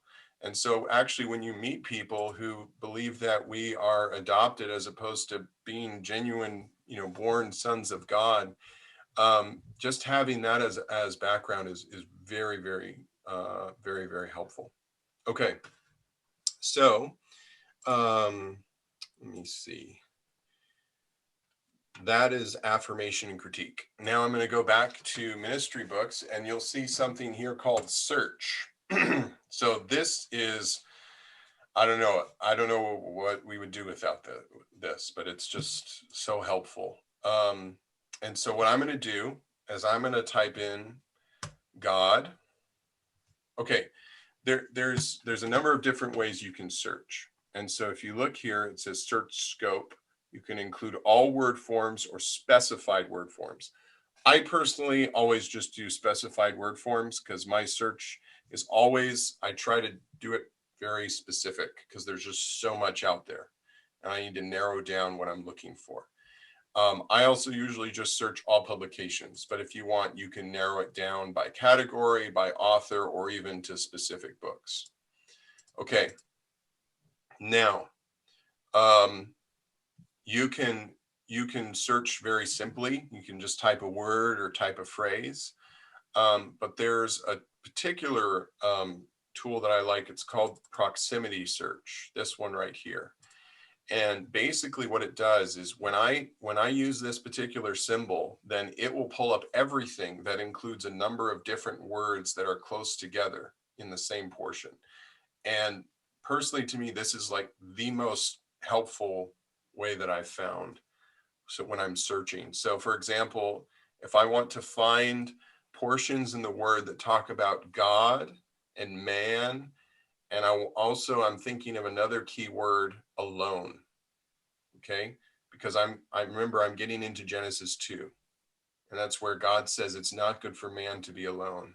And I just want to look and see what the ministry has to say concerning God and man and being alone. So what I'll do is I'll use this, it's this squiggly line, okay? And then I put man, and then I put alone right there. And then I search, okay? Now, when I'm searching, I get all these results. Okay, the first thing I look at is hits. Okay, that's the number of times these particular 3 words will appear in that particular section. I also kind of look at ranking, but mainly, and ranking is helpful because like if I go all the way down here and you see where it says 0, actually that generally means that it's not very relevant to the search. So I'm trying to focus on search results where the ranking, where the hits number is high and the ranking number is high. Now I have these 5 here, and immediately I might go to the life study of Genesis because I know this will talk about stuff. And so when I click on this, immediately at the top I see chapter 17, and the ranking is 75 and it has 6 hits. So I'm going to go here first because notice here it says all these places they have 0 ranking. That means it's not going to be that relevant. Nathaniel, what does ranking mean? I'm not 100% sure the people who built this, what they meant by ranking. The way that I understand it is relevance. So in other words, because sometimes you can find those 3 words, okay? You can find those 3 words all over the place. That doesn't mean that it's going to be a relevant portion of the ministry. So for example, let's go to chapter 108. The ranking is 0. It has 2 hits, okay? So it has God everywhere. But look, that's not really helpful because look, not only does it have man, but then it says many. Okay, so it just isolated the word man out of the word many. And then it talks about how we are all home alone. That has nothing to do with Genesis 2:18, right? So it found those words, but the ranking just shows it's not going to be helpful. But if I go to message to chapter 17 and I click on that, okay, now I have this section, not good for God to be alone. Boom. Okay, I've hit pay dirt. This is gold. This is relevant to what I'm getting into. Okay, so you see how I've done it. I isolated some keywords, and then I used the proximity search, and then I just looked at things that I thought would be highly relevant. Okay, and now I have this section. Man as a type of God, the real universal husband. It was not good for God to be alone. God is absolutely and eternally perfect, but he's not complete. To say that God isn't perfect is to speak blasphemy. Our God is eternally perfect. Nevertheless, without the church, he is complete. So now I'm starting to understand, okay, when it says God, it is not good for God to be alone. Actually, it's not just God, but it also means it's not good for Adam to be alone. And this is actually speaking about Christ and the church. Okay, so this is very, very helpful. I just want to point out some of the results here. And I don't know if this will be helpful or not, but you'll notice, for example, let me find okay, look here. It says the gospel of God right here. And then here, it also, sorry, let me go back. It also has the gospel of God, okay? Actually, these are both going to be about the same because in ministrybooks.org, they have a whole section of Watchman Nee's collected works. And then they also have standalone titles. So when you're doing these searches, as you do them more and more, you'll start to realize there are going to be a number of duplicates because some things were released as standalone titles, but then included as part of a kind of collected works. There's some other things. Let me see. You can also kind of look at, so, there's like a series on messages for building up new believers. So depending on what you're looking for or who you're speaking to, you might look at some of these things and say, okay, this maybe I can look here because there might be something relevant to the person that I'm planning to speak to. I want to see if I can find, I'm not sure if it's here. Okay, Crucial Truths in the Holy Scriptures. This is a whole series of 6 books, and it's very, it's incredibly topical. And literally what it does is it'll list, sorry, I clicked on the wrong thing. It'll list the verse, and then it will kind of give some commentary. So here it's actually talking about marriage. Okay, so this might not be that relevant to what I might be wanting to speak, but notice how it's formatted. It'll have the verse and then I'll have commentary, verse, commentary. So it's like, that's how that particular series, Crucial Truths in the Holy Scriptures, that's how that particular series is set up. And so it's helpful. Okay. And then I just want to point out one other thing, the conclusion of the New Testament. Okay. You'll actually, when you're doing searches, you'll find that some overlap between other portions and what you'll find in the conclusion of the New Testament. And that's because in some cases, they actually compiled ministry from other portions and put it into here. And the conclusion of the New Testament is really helpful because what they do is they bring together highly relevant portions of the ministry on a certain topic, and they put it all in one place. So sometimes if I want to get a good summary of a particular subject, in the search results, I'll look for stuff from the conclusion of the New Testament. That's, to me, that's always really helpful. Okay. All right. I think that, I don't know, do y'all have any questions, or I don't know, did I miss anything before we go on? Do you ever find it's like difficult for you to like, I don't know, because I feel like if you have some sort of background, it might be easier to know which book to click on. And I know that's what relevance comes in, but I don't know if you're like maybe not so familiar with the ministry. Yeah. I think that would make it more difficult for you to choose like which results to choose from.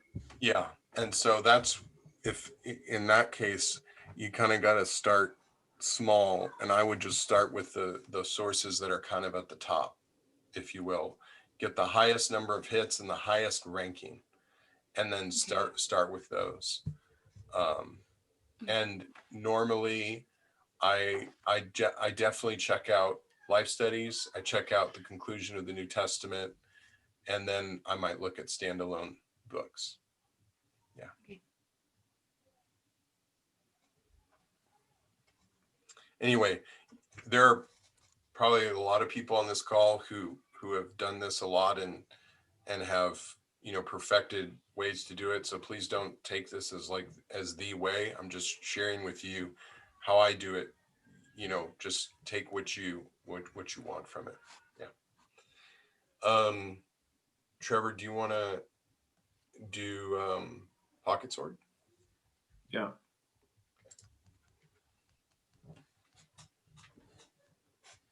Okay.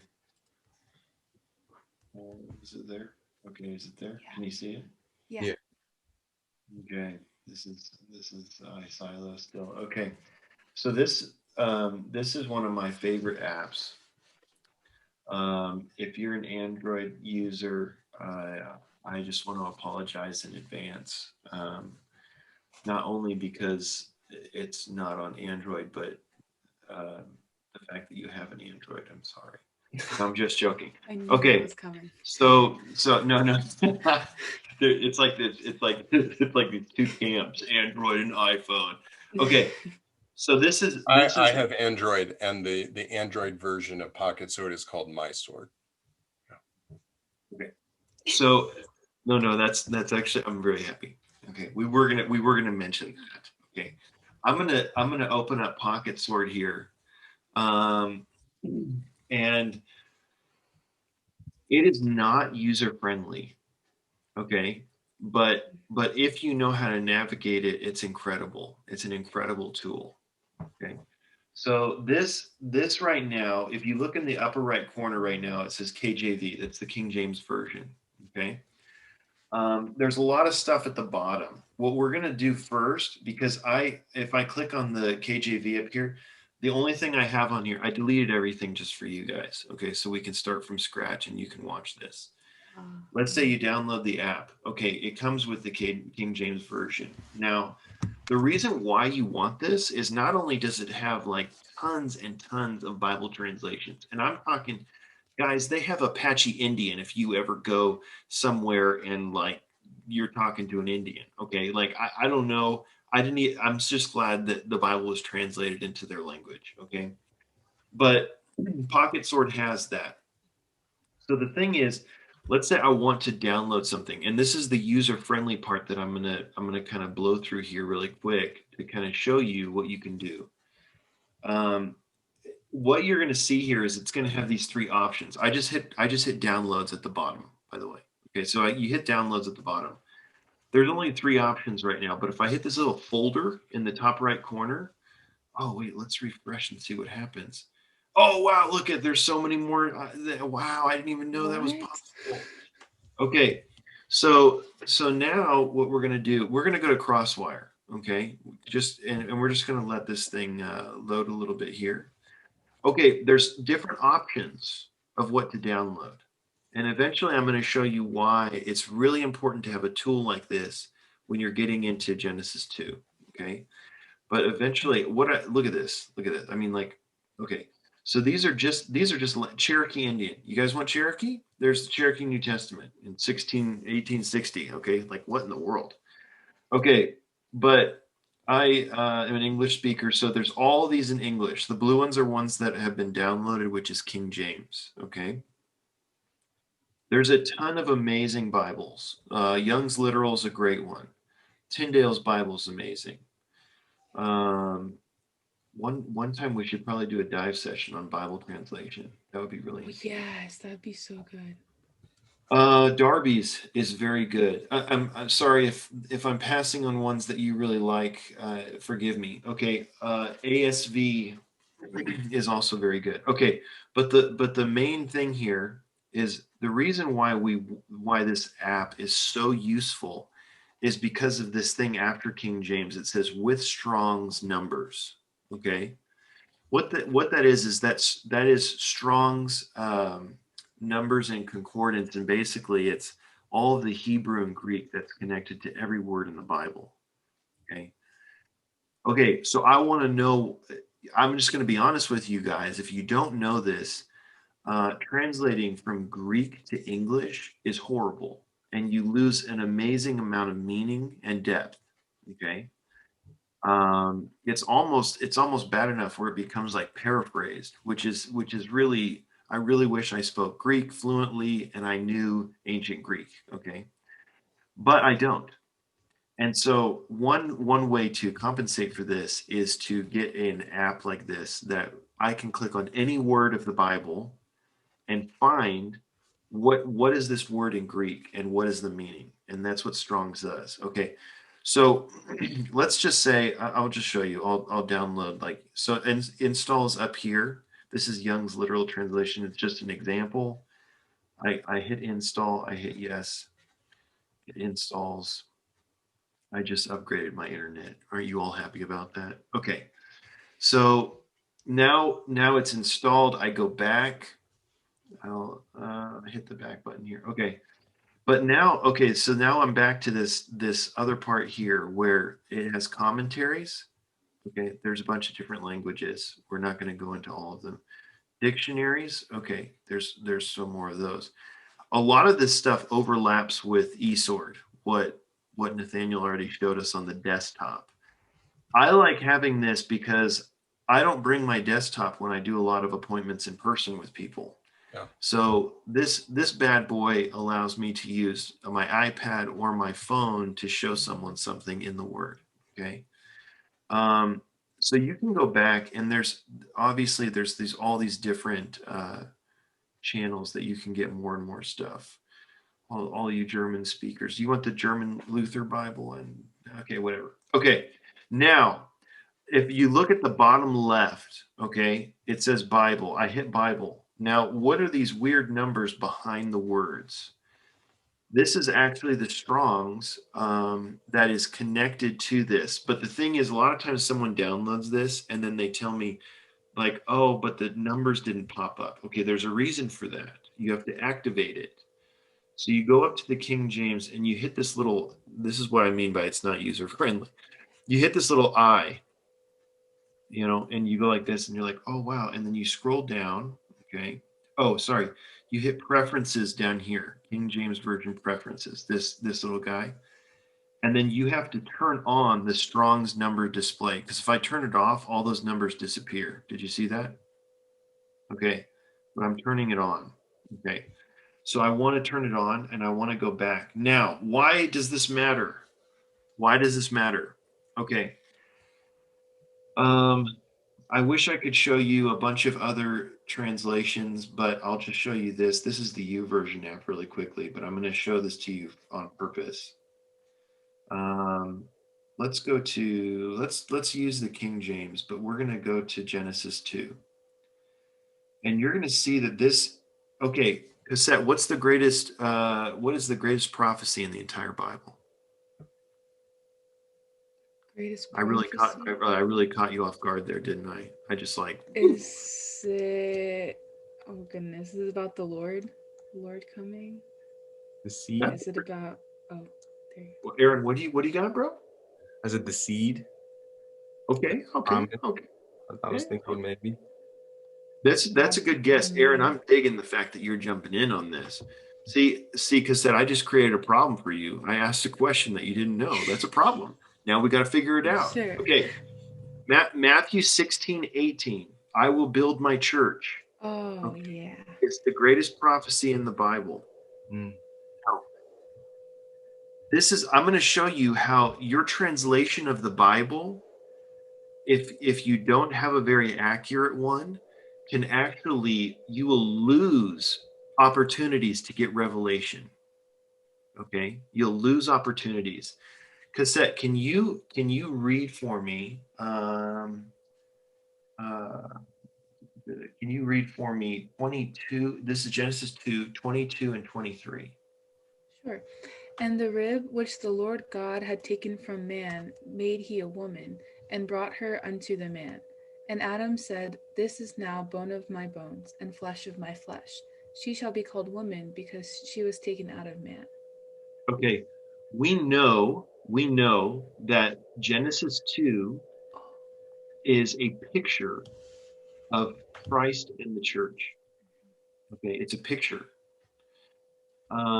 Now we know that from past dive sessions, and if you don't know that, I'd love to tell you about it. Okay, so this is the deal. We're not going to get into that, but the point is, because the translators think that the Hebrew word there is a little strange, okay, and the Hebrew word is what he did with the rib. Okay, what did God do with the rib? So I'm going to go back just because it's a little hard to read it when all the Strongs is connected to it. But basically, you see this word made. Okay, he didn't made the woman. Okay, that is not what the Hebrew word is. But how do I prove that? Okay, so this is an area where the King James messed up in 1611. Bad King James. Okay. So here we go. I'm gonna click on the Hebrew word, and we're gonna see, because now I have Pocket Sword, and I can see why is it that in the recovery version it says built. The recovery version is not the only one. It's just one that I pulled up. Okay, Jehovah God built the rib. Okay. Well, honestly, grammatically, the maid actually makes more sense. If I take a rib and I make it into a woman, that makes a little bit more sense than building it into a woman, right? Building it kind of sounds odd. But I'm not going to question. I told you guys to question, but I'm not going to question Moses on this one. I think he knew what he was doing. Okay. So Moses, through the inspiration of the Spirit, he gets this word right here. And where are we going?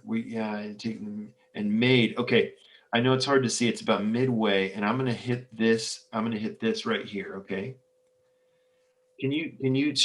So Cassette, what does it say? What just came up?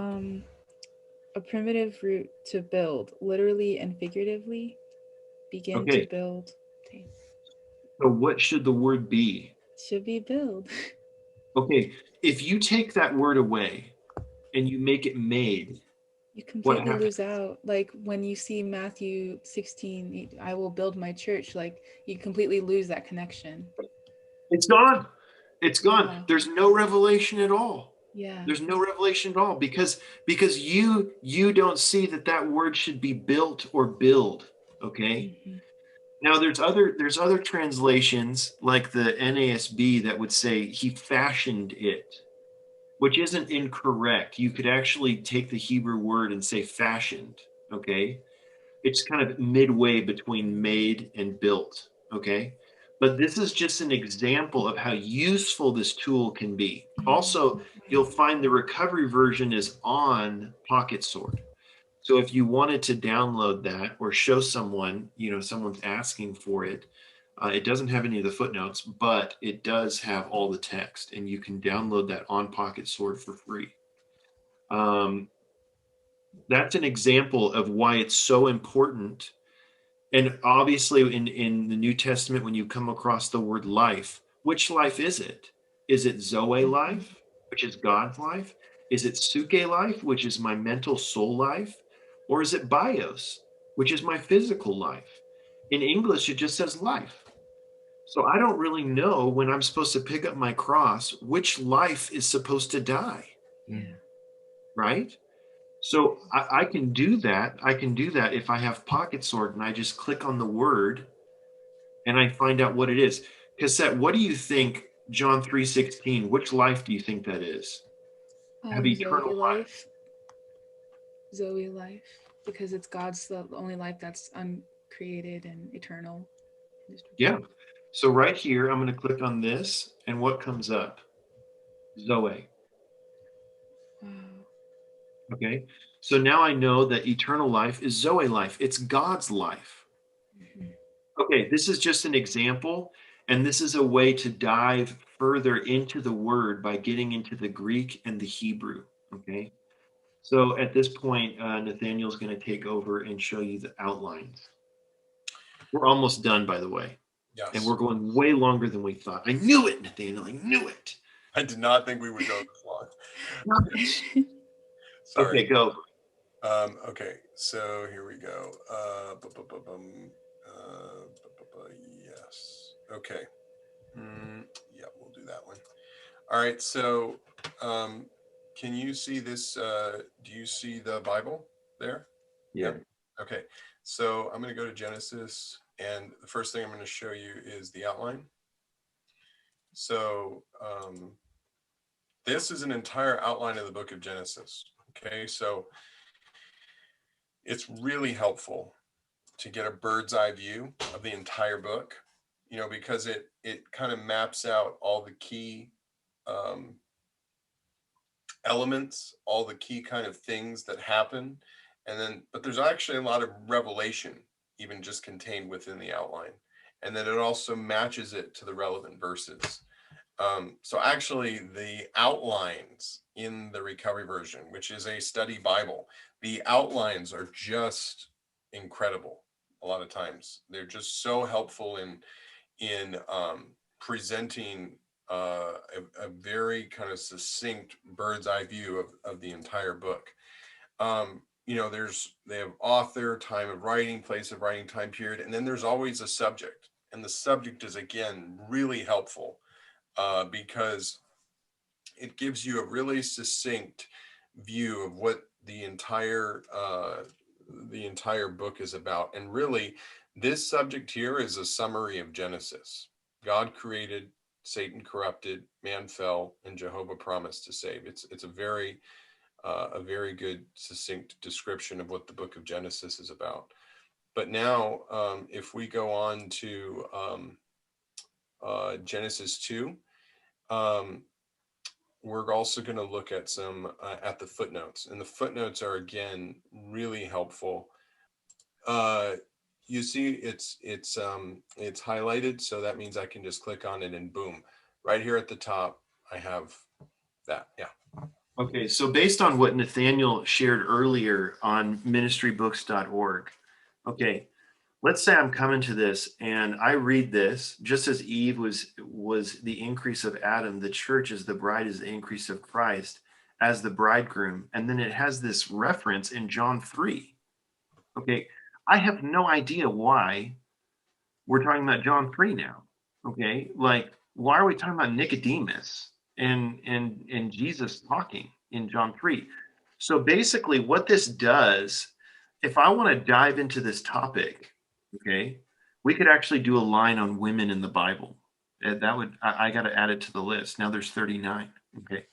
So there's a line of women in the Bible, and what we can do here is I can click on John 3. You can click on it, bro, and then at the end of John 3, it's talking about the bride and the bridegroom. Okay, but even by reading this, I still don't get it. Okay, I still don't get it. And this is when we need to ask questions. Why is it that this footnote is connected to this verse? It's not that clear. And so it would be very good for me to go into ministrybooks.org and start typing in maybe John 3, bridegroom, things like that. And I guarantee you a ton of stuff will pop up. Okay. But the footnotes can lead into like a gold mine of other things. Okay. You can just start digging into these other things because a lot of times footnotes will just randomly have a verse reference. And when you go to it, you're like, I don't see how this is relevant. But then you can go to ministrybooks.org. You can search that reference throughout the footnotes. You can do a lot of stuff, and it will lead you down different paths. So that's just an example. Nathaniel, you can do verse 25. Okay, so this again. This is just an example of the kind of footnotes there are. So some, like this one, they're just sort of focused on that particular word. But other footnotes, they're almost like they're summary footnotes in a sense, and so they won't just speak about a particular word, but they'll actually kind of speak to a major thought that we see in that particular portion of the word. And so the second paragraph of Genesis 2:25. So let's go here, right? And it says, and both the man and his wife were naked and they were not ashamed of each other. Well, I believe this footnote is here because this is kind of the conclusion of this section. And so um, the second paragraph makes this point that in the very beginning of the Bible and in the very end of the Bible, there's a reflection, there's a correspondence. So with the Garden of Eden at the beginning of the divine revelation in the scriptures and the New Jerusalem at the end of the divine revelation, there's a reflection, and it points four things. You have the tree of life, you have the river, you have three kinds of precious materials, and you have a couple.